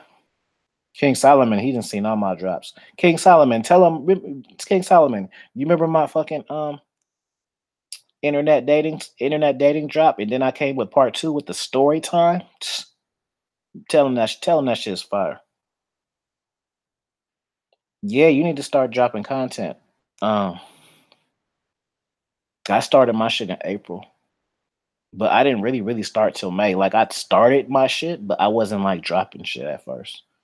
I kind of just dropped 5 videos and was like, whatever. And then it took me like a month to be like, all right, let me start fucking with this shit. Okay, so Whiskey, I'm gonna send you the 2 online dating ones, Mr. Jackson and Jeff. King Solomon, you already seen them. Tell him them was fire. I know you remember them. Cause King Solomon the day one, he been fucking with me since the beginning. I fuck with my day ones harder, man. I ain't gonna lie. And the reason why is because they see me grow. Yeah, man. Cause like I say, the new people, they be thinking this is on my drops, King Solomon. It's not even like I took half of drops. I only got like 30% of my drops on YouTube at this point. So it's not even like I got 100 and 300 and it's 150. No, I got over 300. And then Patreon drops. It's hella Patreon drops I never dropped on YouTube. That's long and everything. That travel 4, that was a Patreon drop. I just gave it to y'all because I felt like it was too much fire game for only my Patreons to see. King Solomon, you already know whatever drops you need, I'll send them to you. You know what I'm saying? Live in Dubai is a good one. The key to prevent flakes is a fire one. I was in my old school with that one. I remember that. I had just finished fucking some hoes when I made that one. Thank you, King Solomon. I appreciate that. People just now catching on, man. I've been doing this shit for hella long. When I first started, I was doing shit every day. Like, y'all think I'm lazy with this weekend shit? I just started doing this weekend shit because I put the work in first. I didn't just start only dropping on weekends. That's how I got so many drops. 300 drops, that 300 and like 10 drops, it ain't even, it's 365 days in a year. So I almost got a drop for every day.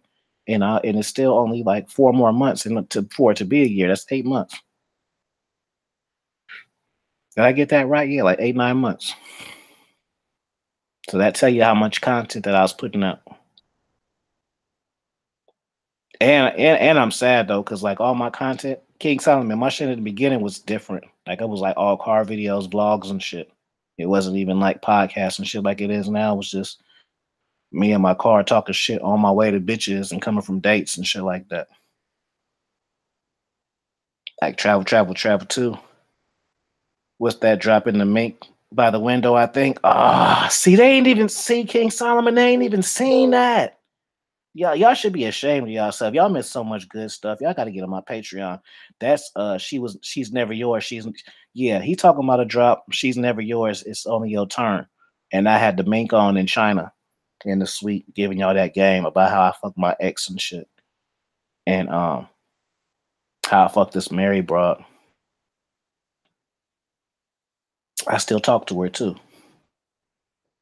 She like Armenia or some shit. She hella married on Facebook. They just went skydiving, all kind of weird shit. And that pussy. I'm gonna throw that one in there too. Just because King Solomon, should I throw that one in there too? So the 2 internet ones, and then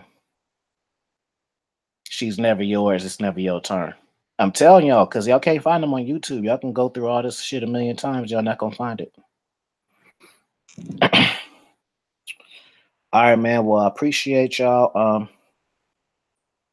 tuning in with me for all these times. Almost 3 hours going on. I had a good time.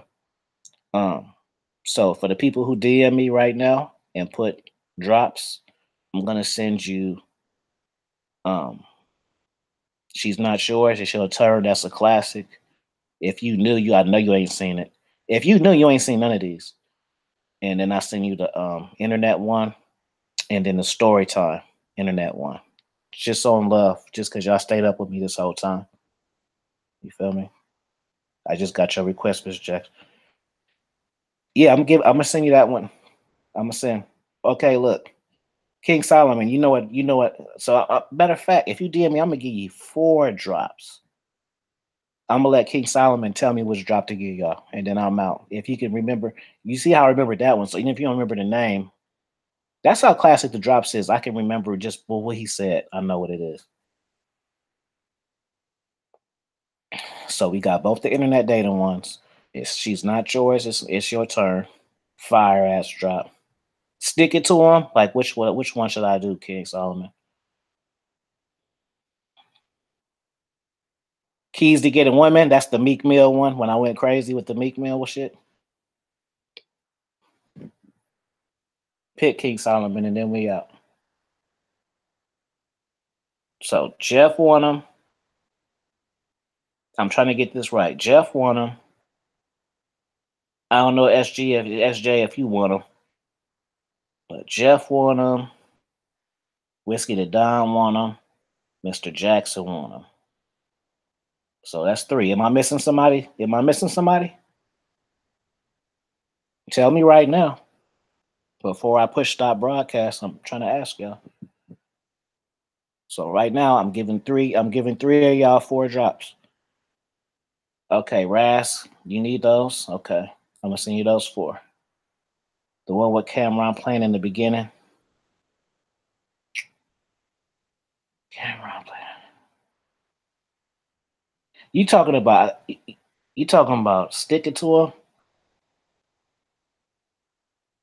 Can you send them here on YouTube? No, fool. I gave you 3 hours, and I'm giving you free drops that you can't get on YouTube. That's enough right there. You want me to make it too easy? You want me to go to my YouTube, copy and paste, link to this, go to my no, fool. You show me initiative, and then I'll do it. Y'all got to put in the work too. By you pushing, going to my Instagram, which I'm supposed to be following, and put drop. That's showing me that you really want the shit.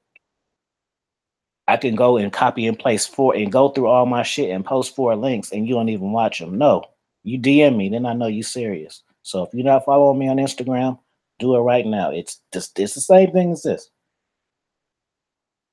And I give you free games throughout the day and shit. When I give you the game at work. Dominance Raw. Dominance Mindset.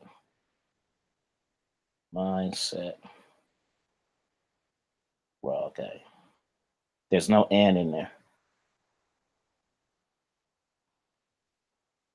You want is Stick It To Him the one you was talking about, King Solomon? Or you because it is a because Stick It To Him is that's with the Cameron thumbnail. But there is a drop where I played an actual Cameron song, Get 'Em Daddy.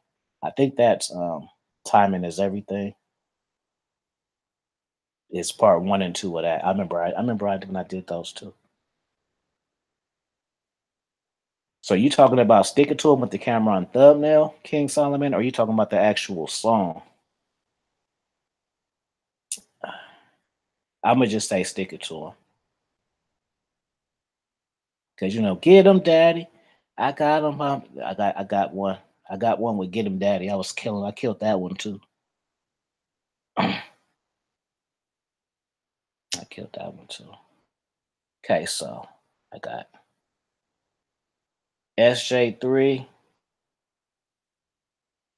Okay, I hit you off with some new shit. SJ3, Razzcast, Jeff, and Whiskey the Don.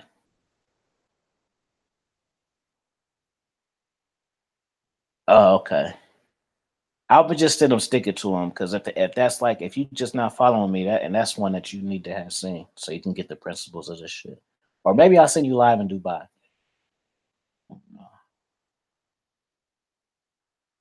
Okay, I got you. All right, man. So I'm gonna hit y'all with those 4 drops. Anybody else that's a sudden death mode? Anybody else? You secret watchers? Say something right now, or just DM me on Instagram and I'll do it. I'm gonna do it right now because I'm finna go to bed. So it's actually, you ain't gotta wait. I'm actually gonna do it as soon as I get off this shit. I see some people checking in after like 3 hours. So the deal is if you want 4 drops that's not on YouTube, you DM me on Instagram, Dominance Mindset and Raw Gaming. Let me give you 4 drops. MGTOW Red Pill. Man, I hope you wasn't on here this whole time. And now you want the free drops. So now you saying what's up. But I just put it in there right there. It's the same as this, but I'm gonna type it. Because the only difference is there's no and in it. Dominance Mindset. And it's the same picture as the one you see. It's the same picture as the and it says Alpha Kingdom on there. So you know that's me. Dominance Mindset. Okay. Okay, so there's no excuses. That's what it is. Now you go on there, you look at bitches. So you the same way you search the bitches, then you just type that in, and it's gonna be this fine ass motherfucker right here with this beard, this mink on, looking at China, and this little beanie was so cold that day. That's what you're gonna see. All right, yeah. So do it right now, because if you do it tomorrow, I'm not gonna be prompt with it. I want to do it. I want to hit y'all all off while I'm in the mood and I'm still up. 2 internet ones. Stick it to them. I forgot the other one. It'll come to me once I go through my shit. Yeah, so follow me on Instagram. Get on my Patreon too, the same one. And you know, you on the Patreon, I just send you random ass shit. I'm a post on Patreon every day this week too. I already got 2 drops taped, and I'm gonna do 3 more. But peace out, y'all.